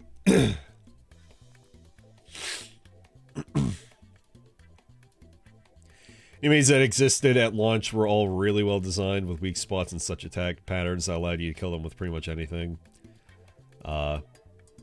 Teller's bug side faction. I remember the big worms. I remember the Dune worm from when we had played. Also dragons. Oh, there's flying enemies too. Oh, those used to be like just a very rare spawn rate. The new enemies are not designed that way. Okay. Alright, understandable.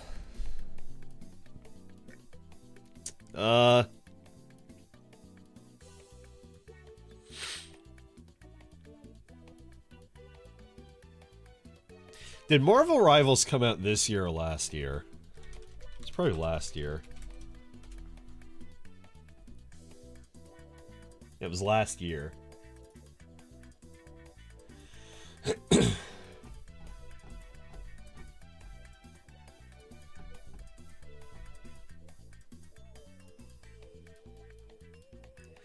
I'll give it to them because not so much that it's like, oh, Marvel and or superhero stuff, but just, I don't know, they made a good game.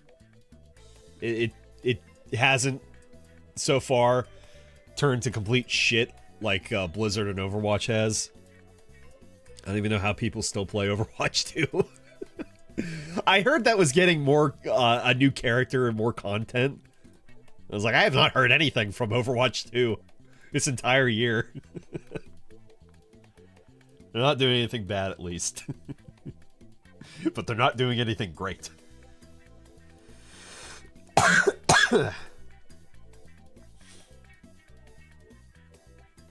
Also, too, I was just reminded, what was it, Deadlock? Valve's hero shooter thing. It's not a hero shooter thing. I completely forgot about that until somebody mentioned it the other day in a news report. Did you guys know that it deadlocked in the water? Is it? Like, is it bad in the... I mean, you say in the water. Yeah, third-person MOBA. Yeah, Deadlock, the game died for a day because somebody was so toxic, and they had too many self-reports, or not self-reports, they had too many reports on their account, and the integer flowed over It crashed the fucking game. Nobody could play because somebody was so toxic. Can you imagine? Best community support. Recognizing a game for outstanding community support, transparency, and responsiveness, including social media activity and game updates/patches.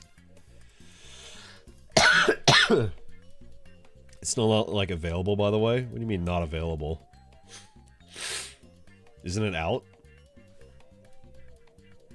Or was it an early access? Was it limited early Oh, if you're invited. Why is that not out yet? I forgot about the invite thing, but why is it not out yet?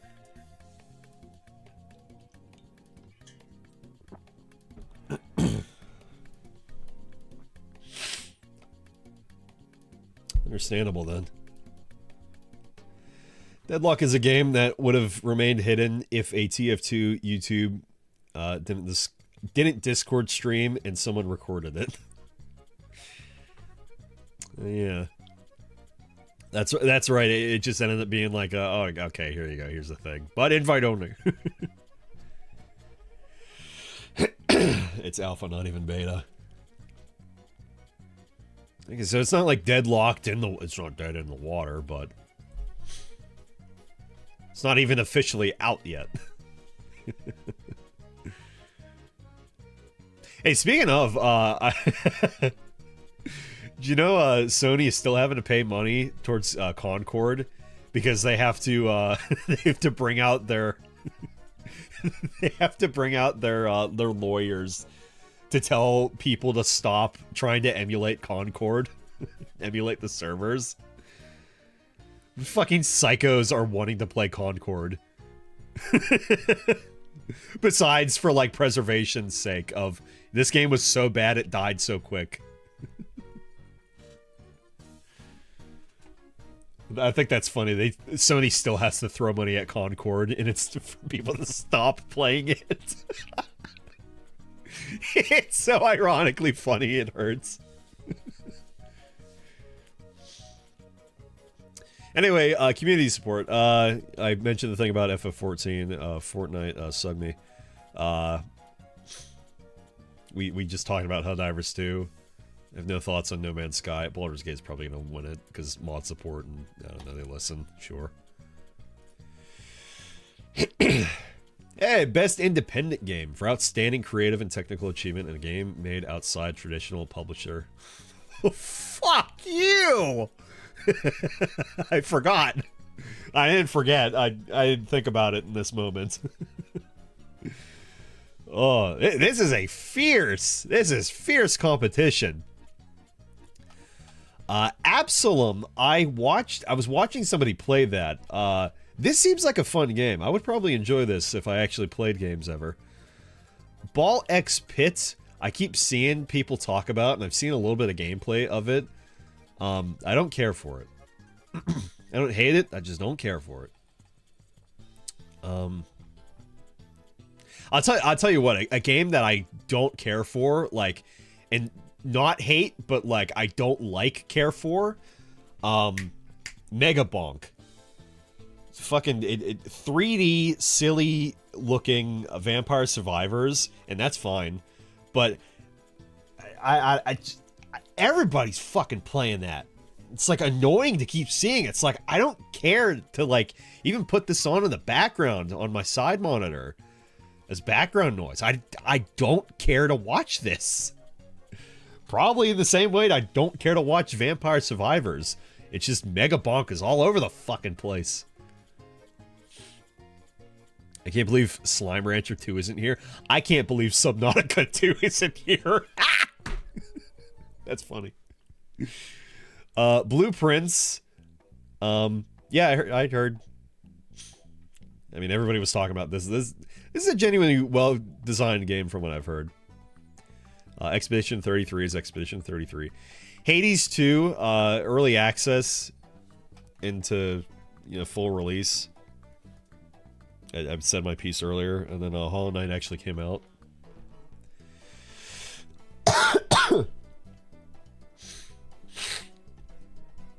I want to give this to Silk Song because I know Expedition 33 being an independent game, an indie game, is the thing that's, like, especially hard. Because, like, it's going to win Game of the Year, but it's also Best Indie Game. It's not a AAA game, which is fucked up.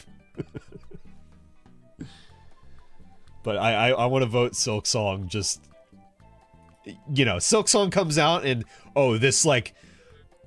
This FRPG that broke the mold and said fuck you to AAA devs, released the same year that Silk Song did. And everybody's talking about when Silk Song gonna come out. Like, come on, they deserve something. Same with Kingdom Come Deliverance 2. Why is there only 4 in this category? Nobody say it, nobody say it, I remember. Nobody say it, I know. Nobody say it. I know why there's only 4. That's funny, they didn't nominate another one. Yeah, what was it? Actually, somebody say it. Which game was going to be in this debut indie game? Was it Megabonk? Which fucking game was it Megabonk? I don't think it was. It was Megabonk? Yeah, so the dev of Megabonk kindly said, "Thank you for the nomination. I've made other games though, just under a different name. So I'm going to pull myself out for being nominated." It probably would have won, is the sad thing. Props to the dev though. Because, like, yeah, for this technical misunderstanding, I'm gonna pull my game out, but Elden Ring DLC has the chance to win Game of the Year. Stupid. Again, I've not heard of this. It's gonna be an Expedition 33 sweep. Which, again, isn't a bad thing, but it's like... It's just that it's gonna win everything. You just know it's gonna win everything. It's gonna be a sweep. Dispatch. I was very surprised about Dispatch.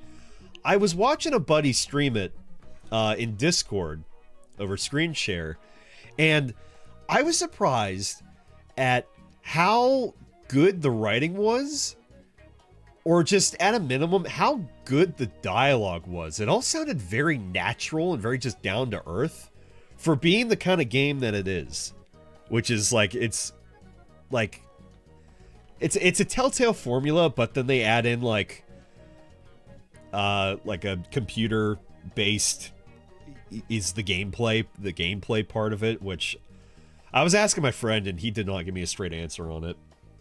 Should have asked again, but I was like, do you think the game really would be any worse or better if you just removed the whole gameplay aspect of it? It was more just of these, like, the dialogue and the writing and the, you know, Telltale dialogue choices. If you guys know, if you guys played Dispatch, what do you think? Do you think it would really lose that much if you completely remove that part of the gameplay? The gameplay of the, you know, you're doing your job and you're sending superheroes out to do jobs. And you're leveling them up and you're creating a team or whatever.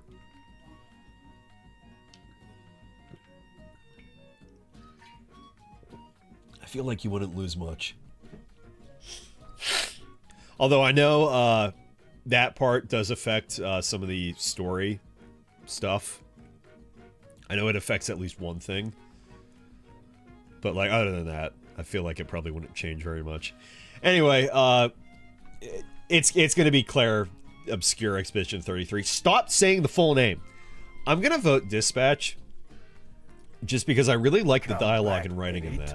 I feel like that deserves something. It gets my vote for that at least.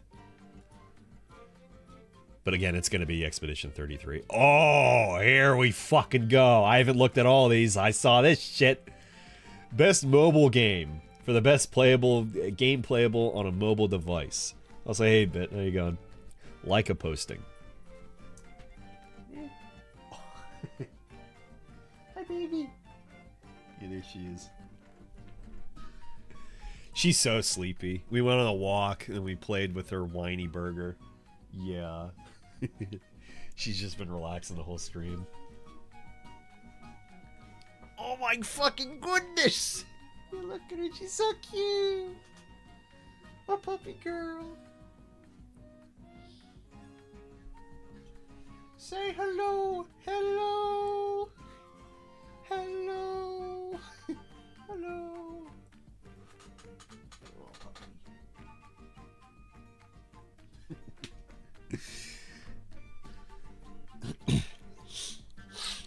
She is conked.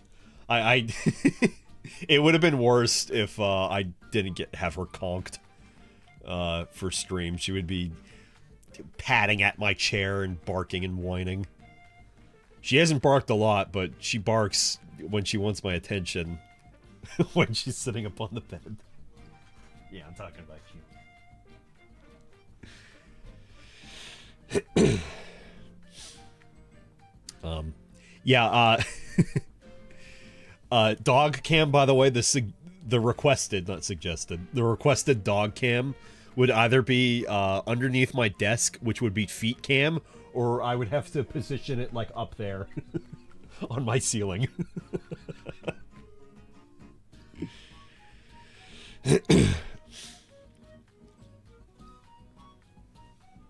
I hope you then don't reward barks with attention, because that is how you get a dog barking all the time. She doesn't bark all the time is the thing. Like, I can tell you with absolute certainty, she has barked, I think, 13 or 14 times the 2 weeks I've had her.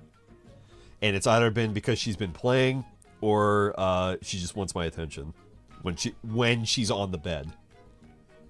She doesn't bark, like, on the floor. It's only when she's on the bed, and she's, like, pawing at me, because she wants to play. That's what she was wanting, so I wore her out earlier. So, no, she's been good. Who voted no for feet cam? Nobody said no to feet cam. Yeah, we're doing good.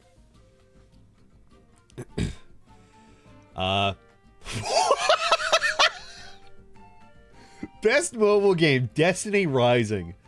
What the fuck is Destiny Rising? Is that like their...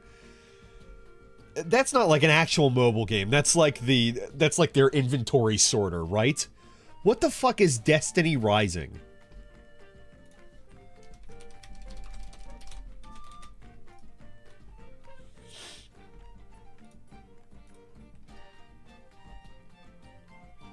What the shit is this? This was released 2 months ago?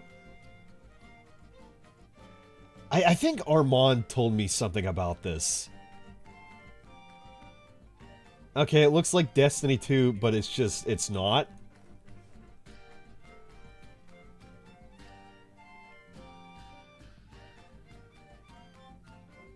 Those damage numbers, because it's mobile.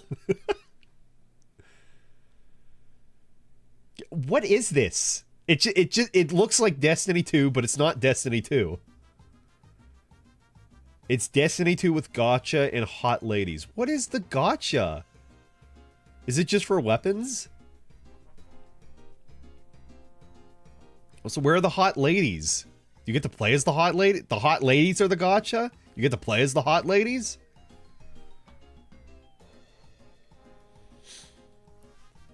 Just full on Destiny. I heard it was good. I heard it was good. It wasn't made by Bungie. It's derivative of Bungie. That's bad enough. No, this... I'm fucking... I stop showing me this. I don't want to see Destiny 2 fucking gameplay. It's just making me frustrated.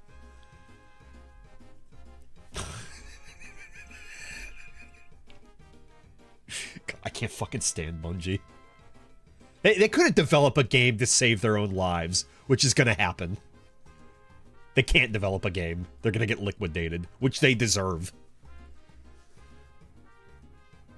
You do! One of them has a scythe! Wow! It's not a looter shooter, it's a gamba shooter.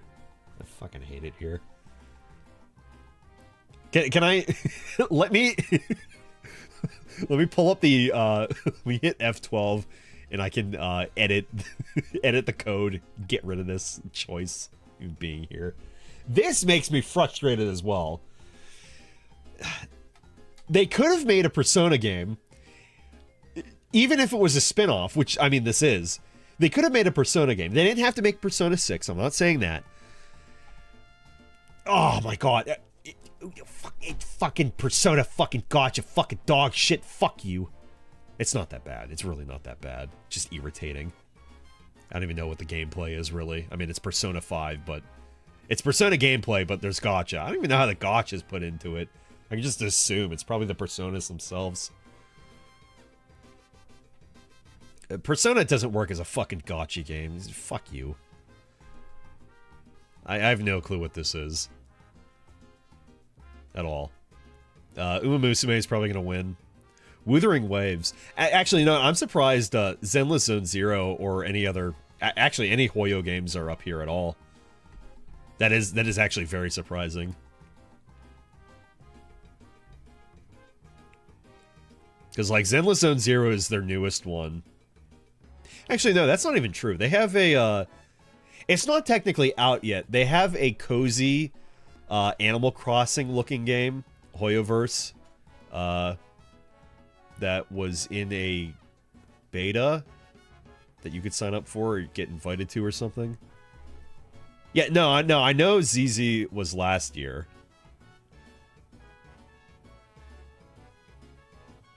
Uma Musume's been out for years. Did you guys not know this? It just happened to come to the West this year. Uma Musume is like several years old. The gotcha game, to be clear, the gotcha game is several years old. Oh, by the way, you know what? Speaking of this, and also considering I'm probably going to still be streaming it after we're done with this. What the fuck is up with Gold Ship's anime design? And Sharps, especially if you're still here, because I want your opinion on it as well. Why does Gold Ship look so fucking ugly in the anime? That looks nothing like her. At all. That's even worse. That doesn't look like her. That does not look like Gold Ship. Why is her face so fucking long? That's Gold Ship.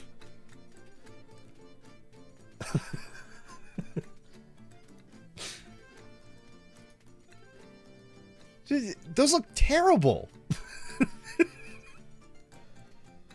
This one is like one of the worst ones. It's from a YouTube short I keep fucking seeing all the time. Like, ew. Then you have that, and it's like, yeah, that's Gold Ship. That's a teenage boy. Gross. I'm gonna puke. Oh no, where's Metal Gear Delta on this list at all? Not this list, but in general. The anime has more unique designs compared to the game. Uniquely bad. I look at like Gold Ship is the only one that I notice that's like looks fucking not right. Her face is way too long in the anime. It's fucking disgusting. Anyway, Uma Musume. I'm sure whatever Wuthering Waves is doing is good, but Uma. Best VR AR. Okay, let's see how many of these games I've heard of. Alien Rogue Incursion. I might have. Arcan Age. Nope. Ghost Town. Nope. Marvel's Deadpool VR. I remember hearing about it. Oh, the Midnight Walk is VR as well. Yeah, I give that to them. This was also like south of Midnight. But it wasn't. That's how I categorized that. I confused those games. Those two games before they had come out. Best action game. Battlefield 6, Doom the Dark Ages, Hades 2, Ninja Gaiden 4, Shinobi Art of Vengeance. I heard about this for 3 seconds. This just came out. I have no thoughts. I haven't played Ninja Gaiden ever, actually.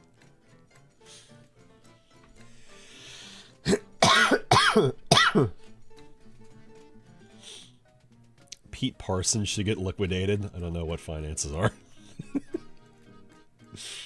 Wait, for me, I'm happy to hear about you and the dog. Thank you. Yeah, she is... Oh. Her eyes are closed. She's asleep now. I don't know how she can sleep with me being such a loudmouth.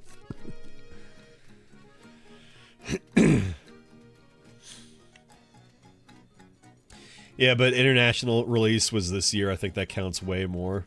I mean, it does, but it's been out for several years. That's all I'm saying. That's all I'm saying, let me tell you.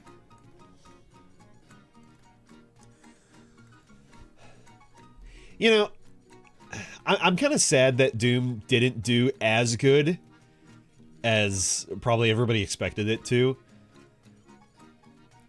But at the same time, this also gives me hope that they'll just go back to what they made fun about, you know, the prior two Doom games, and that they were fast-paced, weapon-switching,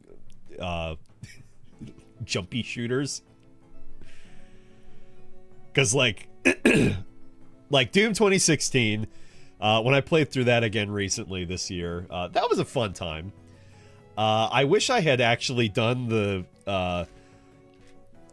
you know, on my keyboard, the 1, 2, 3, 4 weapon switching, as opposed to using the weapon wheel that, like, slows time. Because, like, you have to pick that up in Doom Eternal if you want to do really well. Because otherwise you're wasting time. Like, I was playing way worse using the weapon wheel in Doom Eternal. But when I rebound a bunch of keys to what worked for me, so I could swap weapons really quickly, I got so much better. And the game became so much more fun. So it's like I missed out on doing that in 2016. I really wish I had just used the keys and not the weapon wheel. Anyway, so yeah, suffice to say, yeah, I hope the next Doom game is more of the old stuff and less of this slow-paced stuff. Haven't played it yet, though, so I cannot give a full opinion. All I know is I really liked that about 2016. Well, mainly Eternal. 2016 was kind of that, but it also wasn't.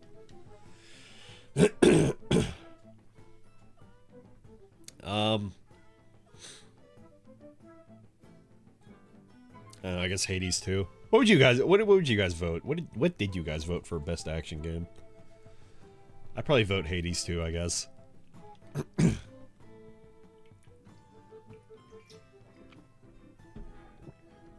I'll give it to and indie dev.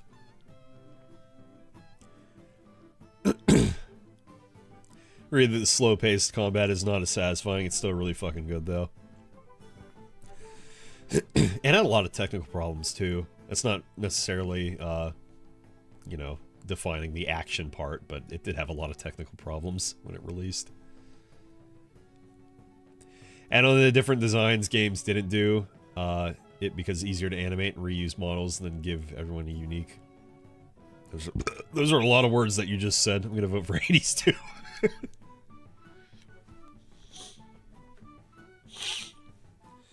Best action / adventure. Well, the same things we've seen, but Indiana Jones is also here again. Yeah, they also released a DLC. It was about giants or something. I think this game, from what I've seen of it and what it actually is, like, I don't know if I would stream it. She was itching. I don't know if I would stream it, but, like, I think I would have fun with it. It's like it's like a time period piece. It's neat. It does neat things. I'll say that. I wish it was third person. I think I thought that before it had come out, but I think it's neat that they even did first person. I think it works in of itself. It makes you feel more immersed. I mean, I'm still gonna vote Silk Song, just for the record, but give them that.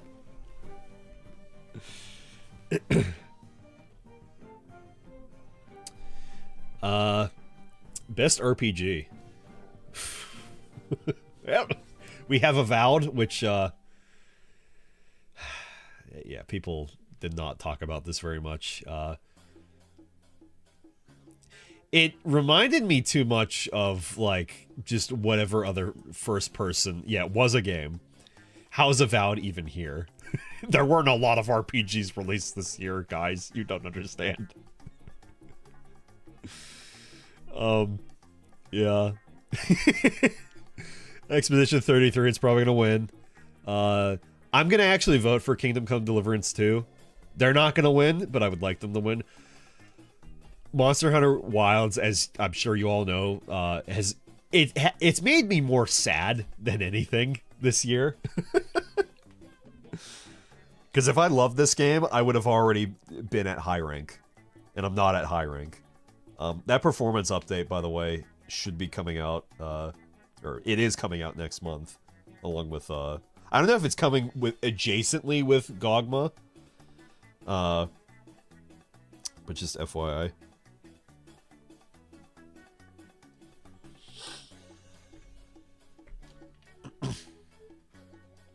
I'm so sorry if I spoiled that for you, 8-Bit. Don't look up what that monster is.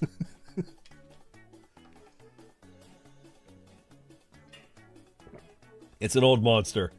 Hopefully you're already asleep. He was avoiding spoilers.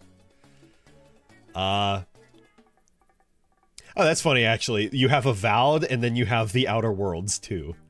And then The Outer World 2 exists just about. I would say it has more of a right to exist than Avowed. Yeah, Obsidian really did just put out 2 Obsidian games. I think this is one of the cases where, like, Obsidian, you know, back in the early 2000s, they made really good games. And you know, and then they made that one really good game that wasn't their game. Just New Vegas. It's really well written. If you want to say anything about it, New Vegas' writing is very good. But yeah, Outer Worlds was just, it was more of the same from the first game. And my friend was asking me when she had come over the other week, oh yeah, I also watched with her because everybody around me was talking about it. I watched K-pop Demon Hunter because my sister had seen it, her kids had seen it, which is why she had seen it. My mom saw it. My aunt saw it. My friend saw it. And then my other friend saw it. So I threw my hands up and I'm like, okay, if my parents, or my parent and my aunt are fucking watching it, then I guess I have to check out K-pop Demon Hunter.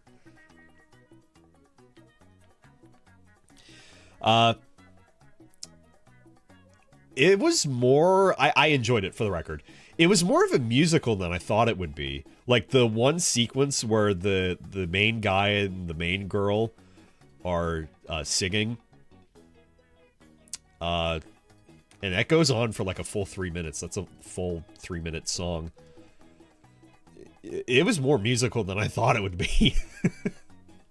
It was good, though. It was very good. I like the animation. It's cool that it was by the Spider-Man animation studio, whoever the hell they were, are. It was good. I don't know if anybody here saw it, but yeah, I would recommend K-pop Demon Hunter. I can't think of any of the songs right now, but I know I liked, I think it was Golden. That was probably my favorite song of the movie. That and maybe the last one. The last song they had played. Like at the climax.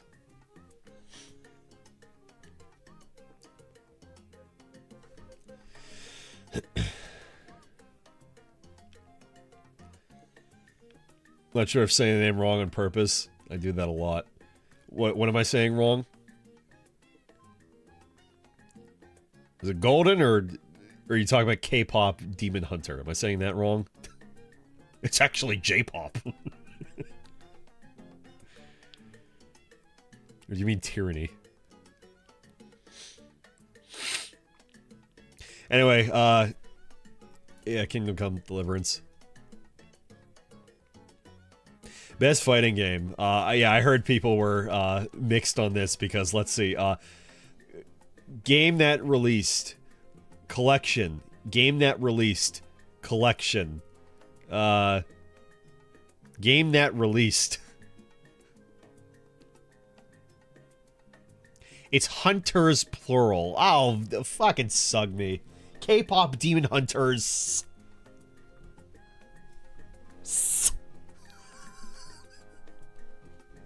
I'm gonna enunciate this now.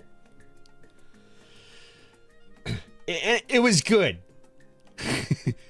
That movie I just talked about was good. Also, it being a Netflix production and them usually not floating like enough, like, hey, look at this thing, or hey, here's enough money for the thing, and it actually being successful, that's good for once. But it was also by, again, the Spider-Man animation dev studio. Still haven't watched those. Probably should. I did want to earlier in the year, and then I didn't. I watched all the Tarantino movies, though. They were all good. I liked all of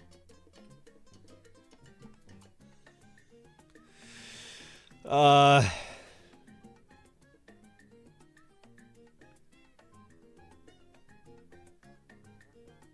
I could see Virtua Fighter maybe winning.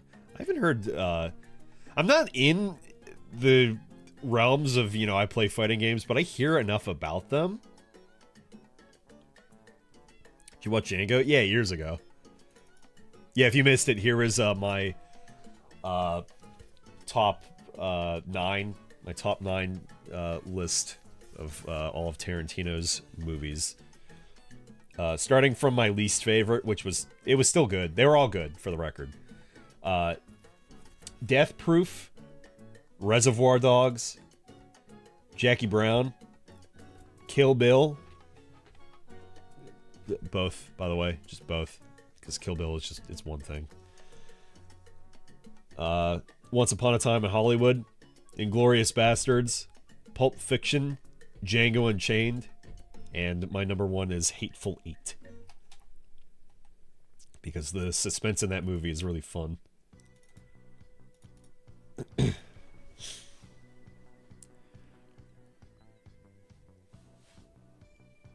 Virtua Fighter is also like a collection / re-release. Is it? Oh, Virtua Fighter 5 released in 2000. Oh, I thought this was a new game.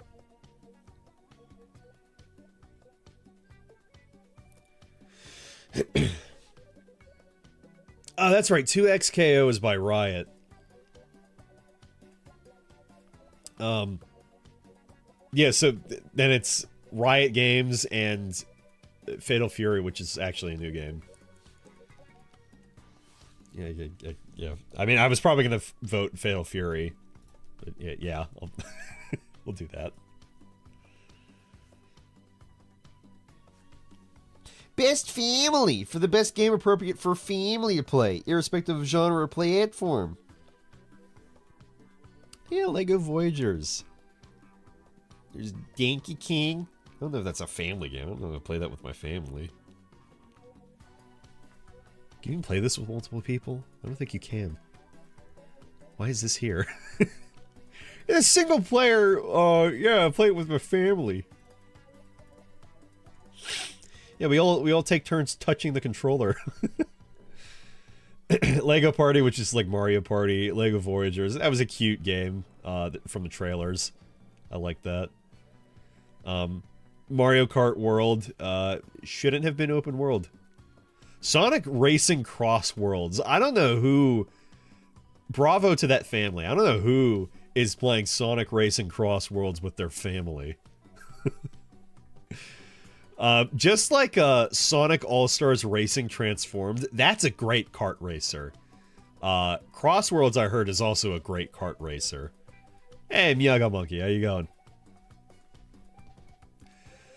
I was saying I would love to get this because, you know, Crash Team Racing is Nitro Fueled is just never coming to PC for no fucking reason. I would get this if a lot of my friends would actually play it. And when I mentioned that, they all said no. Anyway, I'll vote Split Fiction to give Hazelight something. Because, I mean, I know them. I played their games.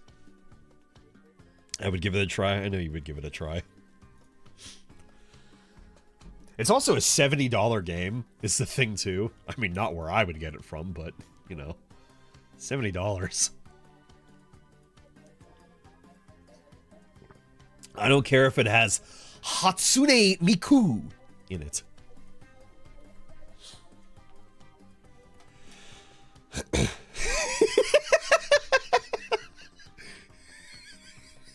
Okay, so some people are upset about these choices.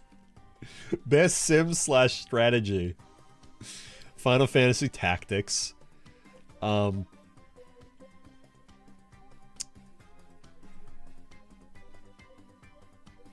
mean, I know everybody loves Final Fantasy Tactics. It's just like a remake. I also heard that if emulation didn't preserve the older releases or the original release, that they would have nothing to work on as a basis or something. So that's funny. Jurassic World Evolution 3. Who? Sid Meier's Civilization, is that 7? Civ 7. Civ 7 being here is cringe. Civ 7 is so fucking bad. Where's Eevee? Jeff! Fucking Tempest Rising, are you shitting me? Who is this? Slipgate Ironworks. Who is this? Who is Tempest Rising? Is this what I think it is? And by what I think it is, I mean gameplay. What is this? No, it's an RTS. No, I have no idea what this fucking is. Temu Command and Conquer. Okay.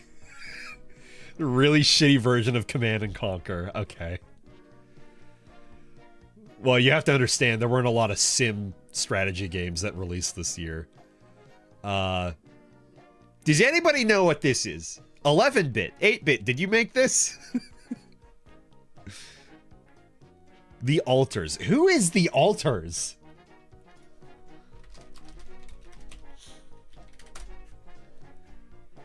What is this? What the fuck is this? An emotional sci-fi survival game with an insane... What are you fucking talking about? What do you mean? What is this? I'm gonna stop the music for this one. What the fuck is this? Whoa, whoa, whoa, whoa, whoa, whoa, whoa, whoa. Of This War of Mine and Frostpunk. Ah! Who's this?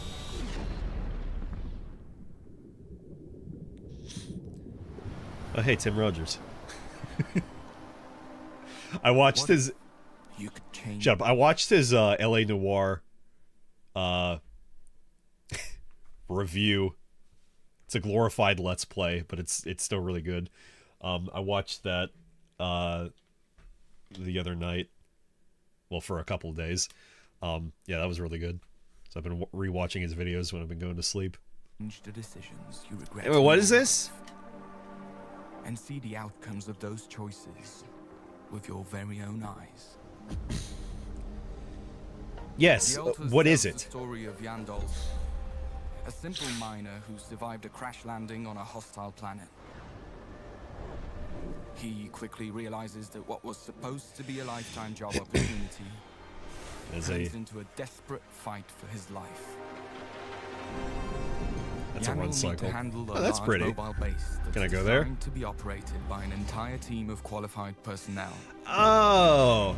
Even worse. Oh, the I planet vaguely Yan remember landed on seeing revolves this. around the deadly scorching Whenever, star. whatever, you know, conference Escaping or the sunrise etc. is crucial for survival. This trailer popped up.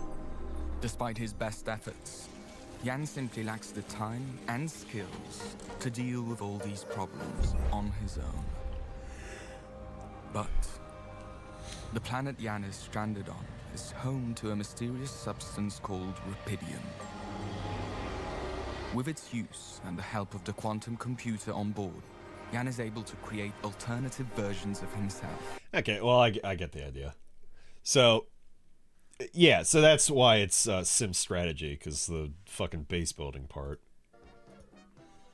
Okay, that makes sense then. 2-point museum. Is that like that hospital game?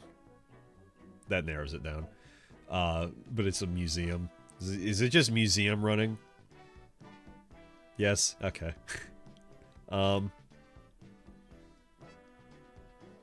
It's pretty okay? Okay.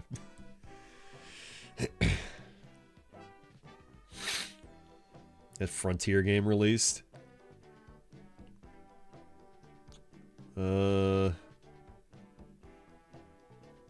not still talking sim games, right? We're talking, is that, it's not Stalker, but it's Stalker, right?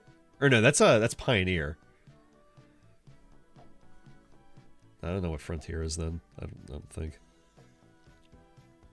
Town to City release that is so fucking good. I don't know. I don't play these kinds of games. You know, I would give it to Final Fantasy Tactics. I think Tactics is probably going to win because everybody likes Tactics. This re-release had some, I think there was some content that was missing from the PSP version, I think. EU5 should be here, win easily. EU5 released and is the most simulation strategy game ever. When did it release? Which month? Because that's important.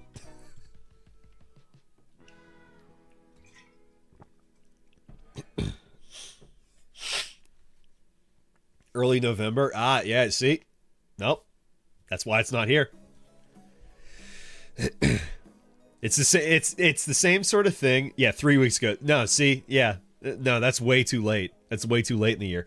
If you want to be up for Game of the Year or any of this shit for the TGAs, and this is what pisses me off so much, is that you can't be released late in the year. That is why Undertale never won the Game Awards, because it released in December. And I'm not mad that Undertale didn't win. I'm mad that it's Undertale. It wasn't at the Game Awards. And it released in December after the Game Awards, which means it doesn't even count for next fucking year either. No, it wouldn't. It can't roll over. I'm gonna vote the alters. It's at least unique sim strategy, even if it's a little weird how they go about it. Again, I'd vote Tactics, but fuck Squeenix. They need to learn a lesson, and they're gonna learn a lesson when besides Expedition 33 selling 1 billion copies when it wins all these categories over anything that they had. And then you realize, oh, maybe we should, like, invest less in the games that we make. Or, like, not make them AAA, etc., etceteras. Like, you can make good games on a budget. That's what I'm saying. Best sports / racing. EA Sports. Is this their last game with the license? I thought they were canned. No, they were canned. Is this their last game with the license? This is probably the last year we're gonna see EA Sports. No? They don't get FIFA. Oh, that's sad. F125. Mario Kart. It's probably going to be Mario Kart. Rematch! Ah, yeah, from Slow Clap. Sonic Racing Crossrail. I'm going to give it to Rematch. I heard people fucking love this who aren't American.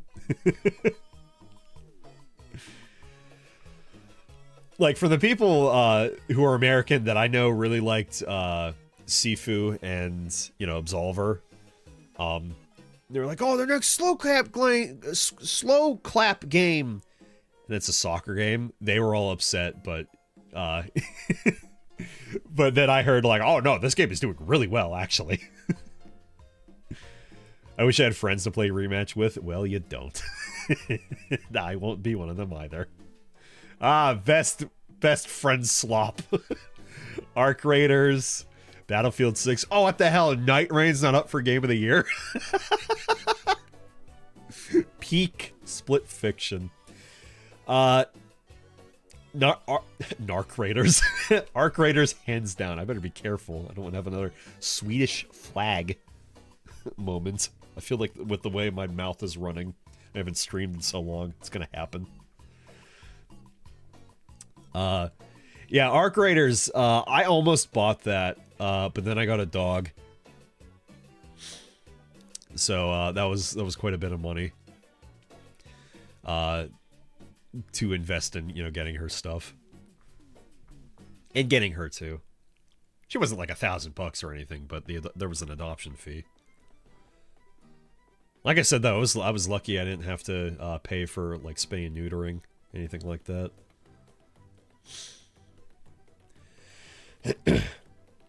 Anyway, yeah, Arc Raiders seems like a fun game. I think I would probably enjoy it more if it wasn't just Roberts, but I like the lore around it. It's a third-person extraction game. My friend was asking, like, why do you even want to get this? Like, it's an extraction shooter. Like, you don't play those. I was like, I don't know. Like, the world building seems neat. The gunplay seems fun. It's a third-person extraction shooter, which I have not seen before. I'm sure they exist, but I haven't seen them. Like, when I think extraction shooter, it's always, oh, it's first person. It's going to be first person, etc., etc.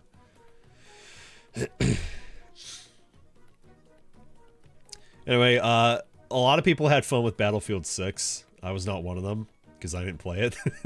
But a lot of people had fun with that. Night Rain is Night Rain. I have had so many good hours, and so many good streams, and so many good drinking sessions playing Night Rain. Peak was fun. I just wish everybody didn't quickly like jump off of it, because I would be interested in playing more Peak, but also I don't talk to anybody. The main one I'm upset about for all like those kinds of friend slop games was Repo.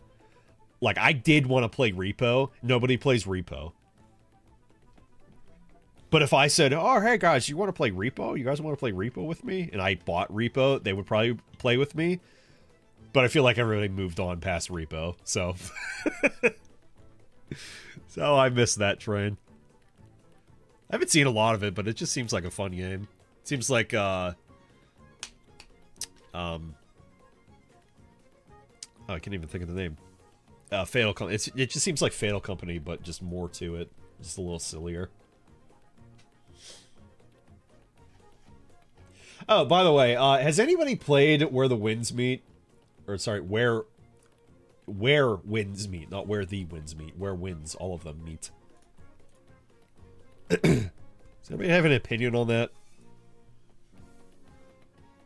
Because it's like, it's an MMO, but it's not. It's a Souls-like, but it's also not. It just, it looks very single player with some multiplayer. It apparently has covenants, like Dark Souls covenants, and one of them is you can hunt down people who break the law, like Dark Moon Blades from Dark Souls 1. Mainly Dark Souls 1 and not Dark Souls 3. And that was cool. Dark Souls 2 had blue sentinels, but I'm talking Dark Moon Blades. And also if you get jailed, caught for your crimes or whatever, you actually have to serve time. There's also an option, or I don't know how it works, but your character, and you have to ride around in a cart out in the open world, and I've seen it, this is true, and other players are given an objective to throw eggs at your cart, and they'll get rewards for doing it. That's amazing.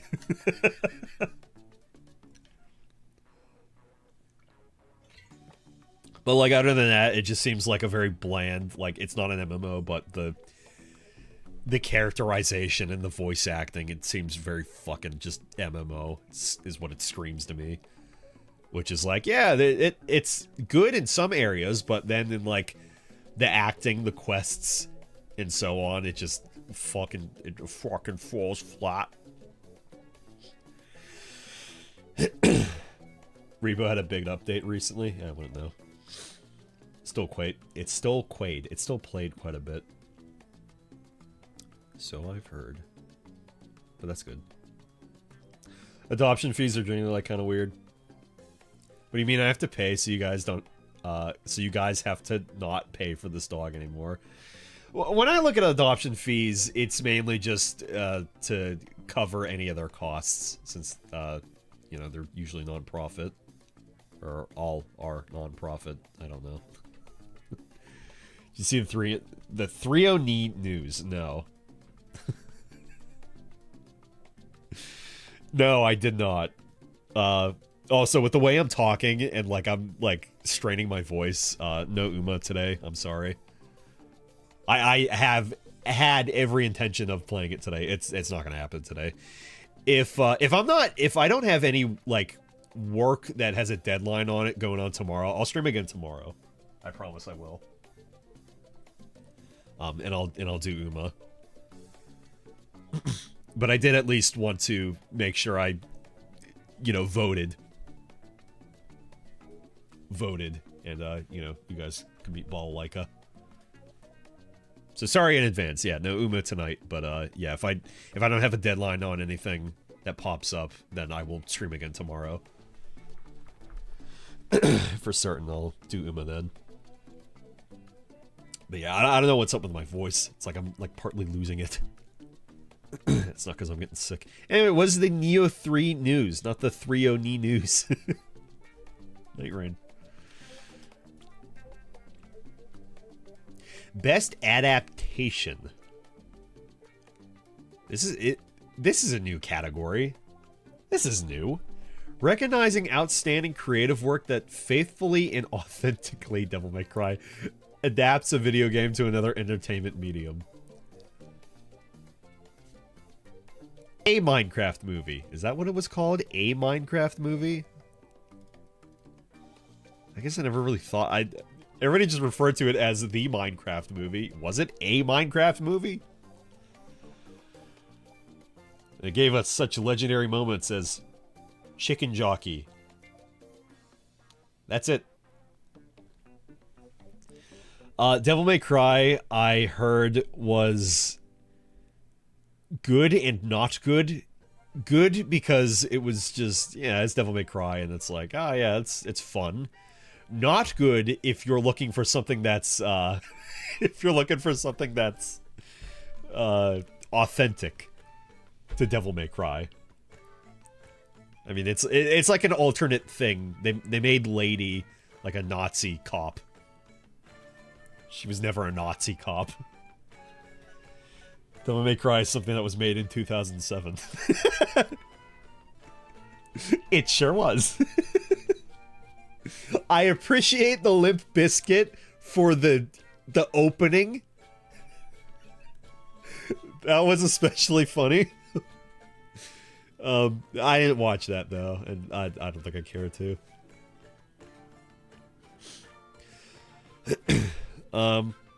Splinter Cell Death Watch. I heard about that, and I was like, what? It's getting a series?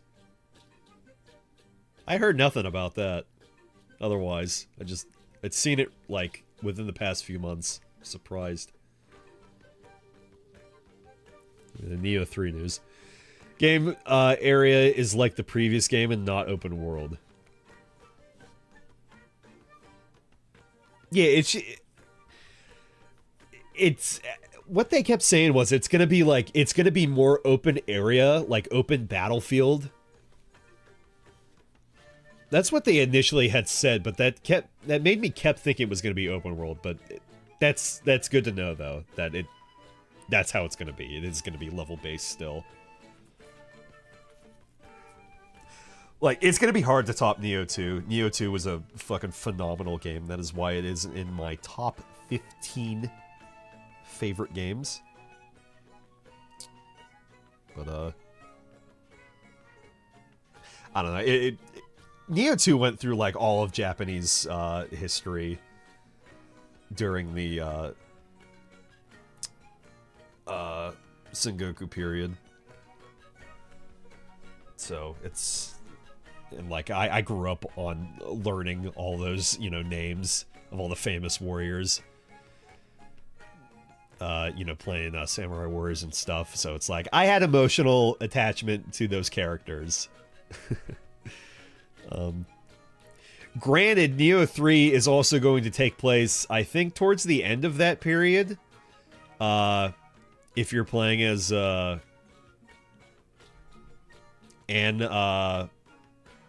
I was going to say Ieyasu. No, that's the one guy. If you're playing it as a Tokugawa, I think is who you're playing as. Who I guess in that case is probably going to be Ieyasu. You are going to be Ieyasu Tokugawa, and you're going to unite all the raging clans, etc. A lot of etc. This stream. I can't wait to be the strongest warrior. No, you are the strongest warrior. I think you are going to be Ieyasu Tokugawa. Or you're just going to be part of the family. It's one of those.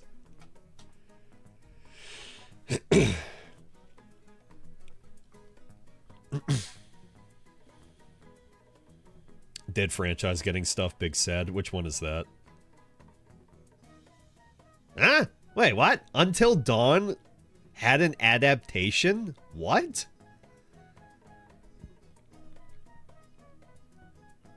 Splinter Cell. Somebody watch it. Somebody watch it and tell me if it's good. I'm not going to watch it, but... Oh yeah, I tried to play Splinter Cell during my break. I did. I think it was during my break. That or was like before, and I didn't mention it. Yeah, I played I popped on Splinter Cell 1.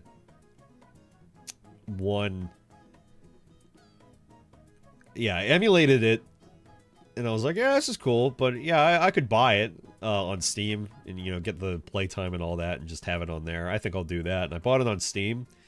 And then I bought a few of the games because they were on sale. I was like, oh yeah, that's good timing. And I realized that it was one of those games where they didn't care about the port at all. So you'd have to, you know, download the fan patch or whatever to actually make the game fucking playable. I was like, oh, okay, yeah, sure, I guess. And then I also learned that the PC version, there's a lot of changes between all the different ports of Splinter Cell 1. I was about to say that was a bad idea. I refunded all 3 of those games I bought. All those Splinter Cell games. And this is, like, one of the very few cases I have ever said this in my life. When it came to emulation versus, like, actually having it on PC. There's another one, at least, that I can't think of right now. But I was like, I liked how grungy and dirty the PS2 version looked. And I actually played Splinter Cell 1 a little bit when I was a kid. It was a hard game back then, for me. But I was like, this looks too fucking clean on PC. They changed, like, the training area. It looks really, like, it just looks completely different. Like, in the PS2 version, it's concrete in, like, an interior building. the PC version, it's like plyboards and plywood, and they have like other cutscenes and stuff that aren't in the PS2 version. I was like, this is too clean and just nice looking, and the controls are fucking irritating me. Like, even with the fan patch, I was like, I would just rather have this on PS2 and just fucking play it that way. This is annoying, so I refunded all 3 of them that I bought. It was all the, like, early PS2 ones, for the record. I forget which ones. It was the good ones. Splinter Cell 1, Pandora's Box, and some other one. But I was like, no, because I looked too, and it's like, oh, all of them have the same patch bullshit. I'm just not going to fucking do it. I don't care to mess around and rebind all these controls. I thought the game looked better on PS2. If I want to play Splinter Cell 1, I'm just going to play it that way.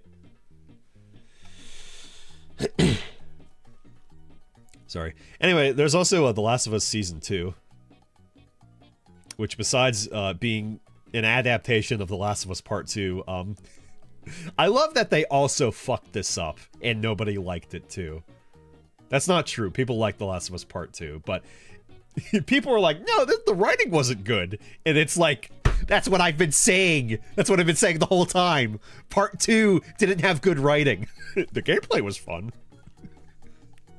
It's probably fun to look at this and watch it than it is to actually, like, watch it for the story and so on.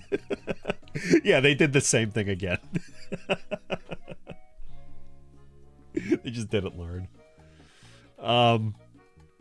Splinter Cell, I guess. I'm sorry, I'm not gonna vote Devil May Cry.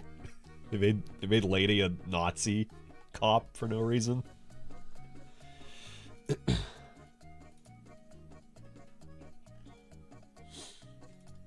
It's not even entirely because they made her a Nazi cop. It's just I didn't watch it. And I didn't care to watch it. I'll do Splinter Cell out of all of those. Until Dawn, I don't have a problem with Until Dawn. I didn't even know it got an adaptation. Right? Most anticipated game. I was about to say, I thought this was supposed to be out. This is coming out, like, very soon. Didn't Castlevania get an anime too? Or is that last year? Well, yeah, Castlevania got an anime a while ago, but... Or not an anime, but it got a show. I don't know what season it's on now. I mean, I heard that was good. Not into Castlevania, but... Oh, this is out next year. Okay. I mean, GTA 6 is GTA 6. It's gonna win. I mean, come on. Oh, what's gonna win? Marvel's Wolverine that's been in development hell for like 50 years. Or the most anticipated game on the fucking planet that, depending on what it's priced, could change the entire industry. GTA 6 is not releasing this decade. No, I will believe them when they say that it's releasing next year. I will actually believe them that, yeah, it will release next year. Like, I thought it was going to release this year. I'm not going to play it. I don't care. GTA games aren't my thing. But, like, I forget what point I was making. The point is, with it releasing next year. Yeah, if they give themselves... It's not, hey, sorry, we're going to push development by 3 months or like 4 months or something.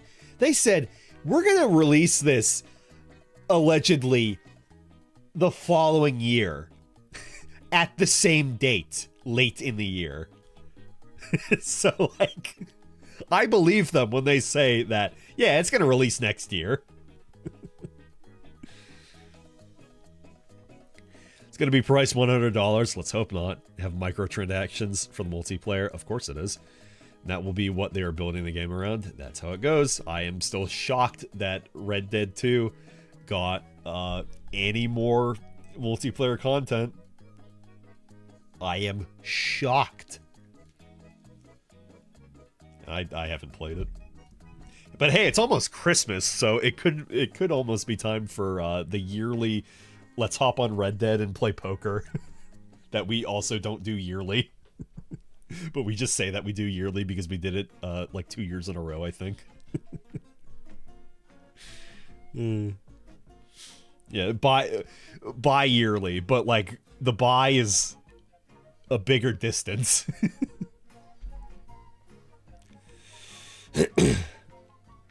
Sorry, we no longer have any developers employed because they wanted wanted the union. Well, it's also not every other year.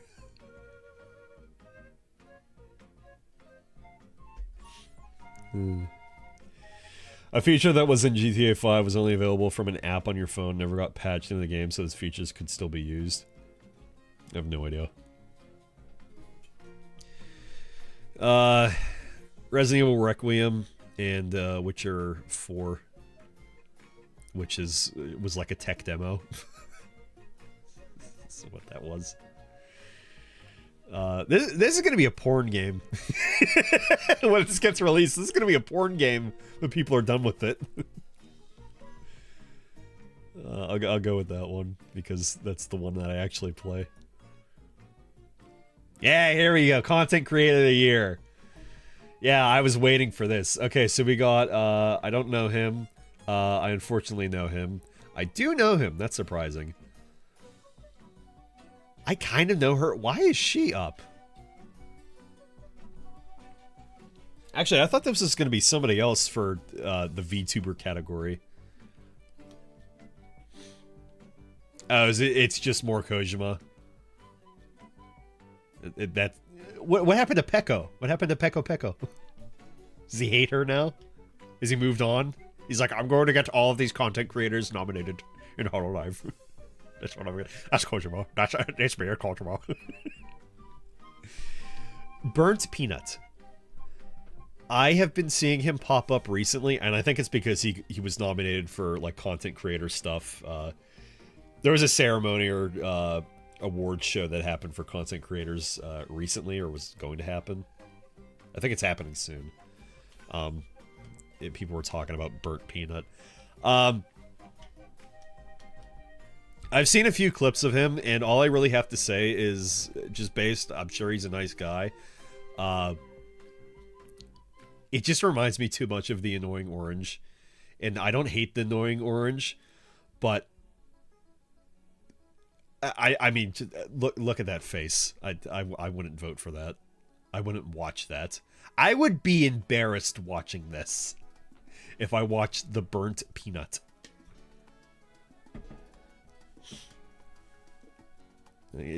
Barley, you say he's a Tarkov streamer. I don't care what he even streams. I would not watch the Burnt Peanut.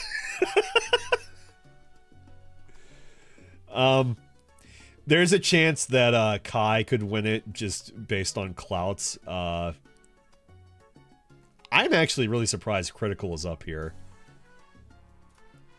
I'm not subscribed to him on YouTube anymore because I got sick of like some of the stuff he just covers, and it gets annoying to see on my feed. But I think like 3 or 4 times a year I'll come back every few months and I'll just go through some of his older uploads because they're just fun to watch sometimes.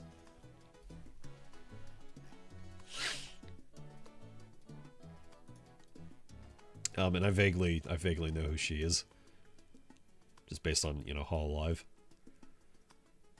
But like I don't really know who she is. I miss the gaming videos he released. I remember the only reason I ever heard about Critical, or at least back in the day, was he was on G4's Attack of the Show on Attack of the Net, and he was playing Koshian Baseball, and it's the one where the animations are all fucked up, so like it's like, yeah, so for this baseball play, you have to commit suicide, and the baseball player, like these fucking like low poly characters, just puts his hand up to his head, pretends to blow his brains out, falls on the ground, and then throws the baseball. I remember at the time, and I showed that to everybody. I showed that video to everybody. I remember at the time, that was one of the funniest videos I ever saw in my life. It was like 13 or 14 or something. Maybe even younger. I might have been 11 or... I don't know. I was young. Best esports: Counter-Strike 2, Dota 2, League of Legends, Mobile Legends Bang Bang, or Valorant.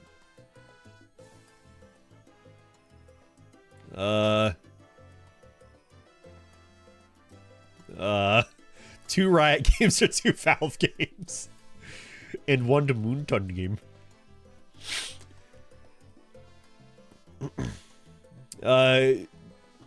Guys, which did you vote for?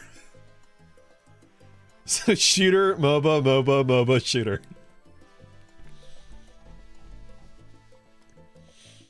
Counter-Strike.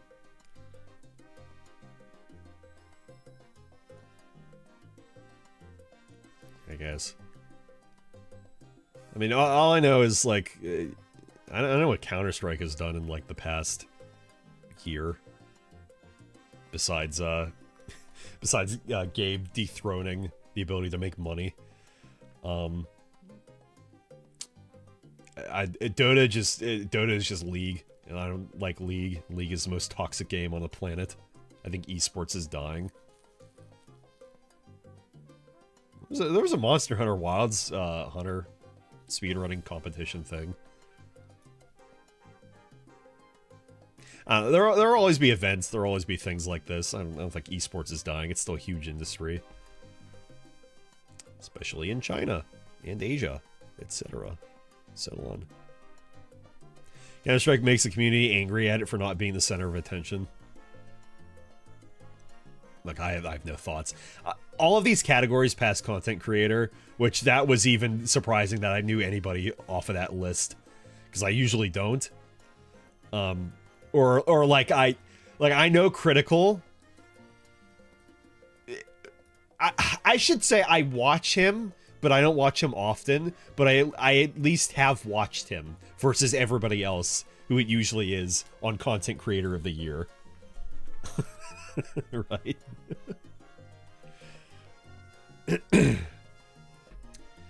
Esports athlete. Let's pick the guy who has the best name and looks the coolest. I'm going towards this guy so far, just based on looks. That guy could be runner-up. Like what he's doing with his facial hair. It's based on facial hair. Can you guess why? Let's see their names, and then we'll see what they stream. Brock Sommerhalder, Chovy Jongji Hoon, Forsaken Jason Susanto,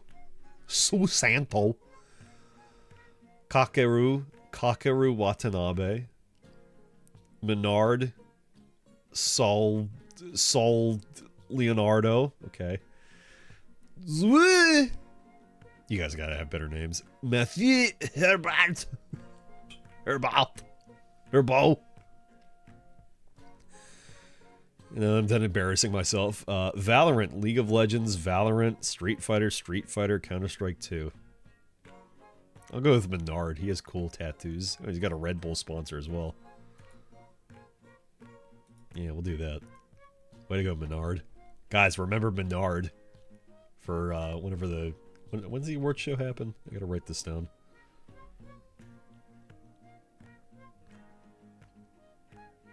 And he's slower. And he's slower. And he's... Thank you. 18 days. That doesn't... When? December 11th. Okay. What time?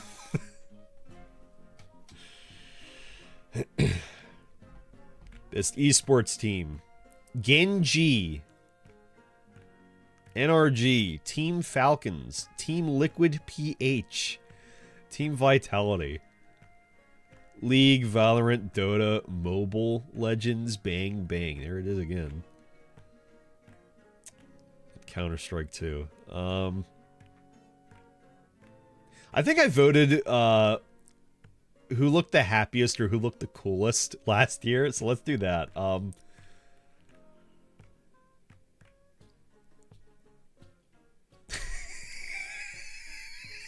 These guys just walked up for the high school photo Or no, for their for their graduation photos. These guys look really happy. They said, "Wow, big cup." I can barely even see these guys. That guy looks stressed out. These guys are about to kiss. They're throwing out gang signs. That could be violent and deadly. This guy's telling me to be quiet. I don't know why. And these guys, that guy looks happy. That guy looks like he could be happier. That guy should be holding the thing. He looks the happiest. That guy is so excited. But all this all this picture screams is that they need to pull down their shirts. So I'm gonna go with NRG. But mostly because of this guy here. It looks like that was the happiest day of his life. Oh, is that it? Oh, that's it. That's 29 votes. Wow. Did they stop doing events?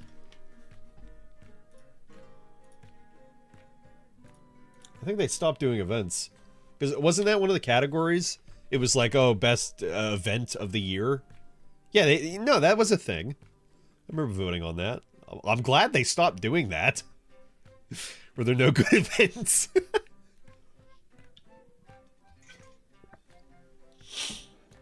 I mean, esports is still a thing, but I think the majority of people like don't watch them. Who actually vote on TGAs and stuff. I mean, how many people from in the esports realm here does anybody even know any of those people? Because I don't. What is this?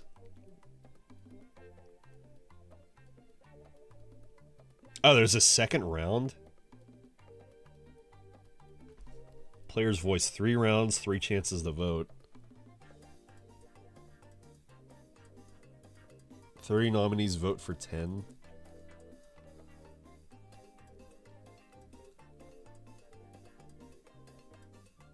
Okay.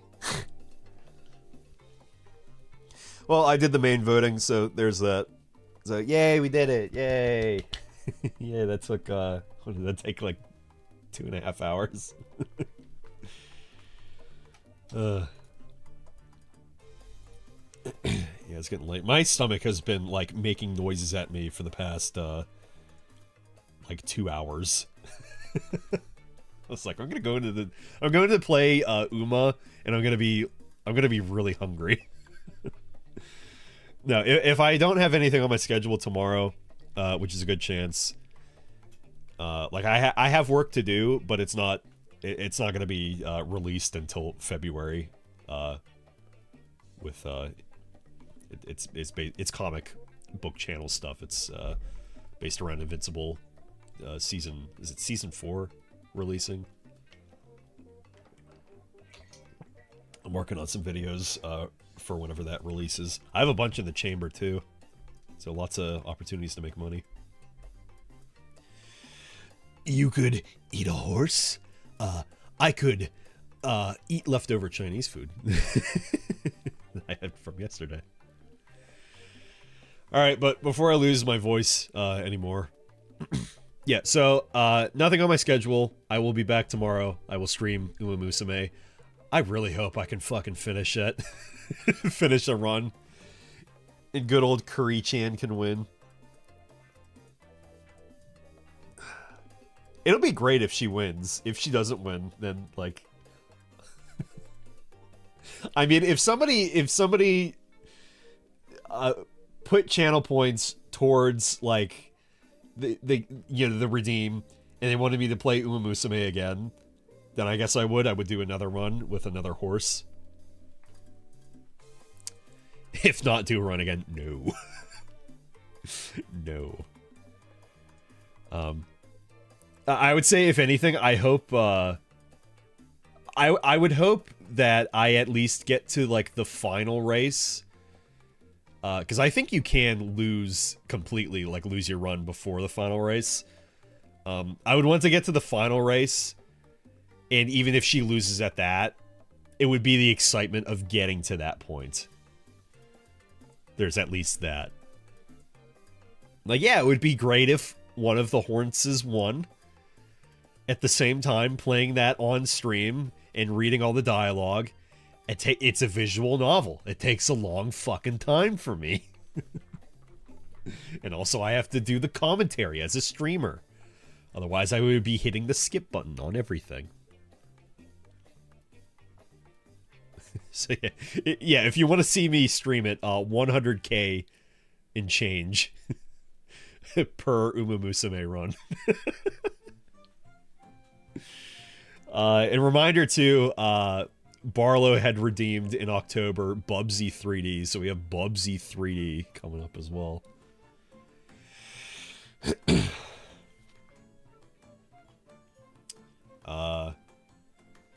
And other games and things and stuff too. Oh, you want to say goodbye? You want to say goodbye? Ending the stream. My girl. Oh, she's so sleepy. Oh, she's such a sleepy girl. I'm kind of surprised too. She's been up on the bed all day, or at least all stream. Because yeah, she's usually underneath my desk. Were you just so tuckered out? You just wanted all the space. Yeah, you just wanted all the space. My puppy girl. You're such a good girl. Yeah.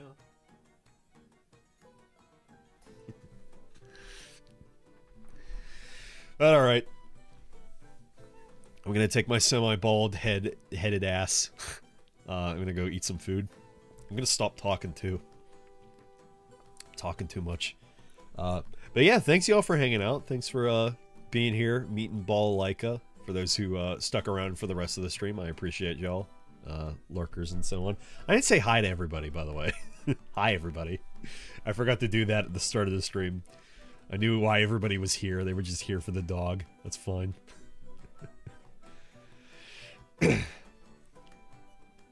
But, yeah, alright. Thanks for hanging out. Glad I could pop back in for some stream. Yeah, I'll let y'all know what's going on tomorrow. I would say currently it's a good chance, though, that I'll stream again. So yeah, expect Horns tomorrow. But yeah. As always, if you'd like to keep up to date when I go live next, join the Discord server. Otherwise, you can follow me on Twitter or Blue Sky, get notification when I go live next, and yeah. Also, check out the VOD archive spreadsheet, where all the past VOD playlists are. And the YouTube VOD archive channel, where all those playlists are located. And, of course, the YouTube channel where we are currently streaming. You can maybe avoid ads better there, and yeah. Alright. I will hopefully see you guys tomorrow. Thanks for hanging out and watching. Don't forget to two-handed binoculars. And I shall see y'all next time. Bye-bye, take care, goodbye, goodbye, farewell. Oh, she's playing with her rope toy a little. She's doing a little chews. No, she's not chewing. Yeah, there you go, chewing that toy. Yeah, you playing a little now. Yeah. Yeah, you're wagging your tail. Yeah, my good girl. Oh, but she's so tired. You're so tired. Look at my little girl. Look at her. She's such a cutie. We were walking the other night in the neighborhood nearby. And this lady, she's getting in her car, and I'm waiting for her to go ahead and like do a loop around, come down, like turn around on the street. And we're walking by her car, and she rolls down her window. She's like, "Your dog is so cute." Or no, she said, "Your dog looks beautiful." I was like, "Oh, thank you. You want to meet her?" And she's like, "No, I have to go pick up my kids." But she was like, "But I seen you walking the other day." She's a very pretty dog. I think people just notice huskies more, to be honest. Anyway, bye. Which fucking one was it? Goodbye, everybody. Bingo!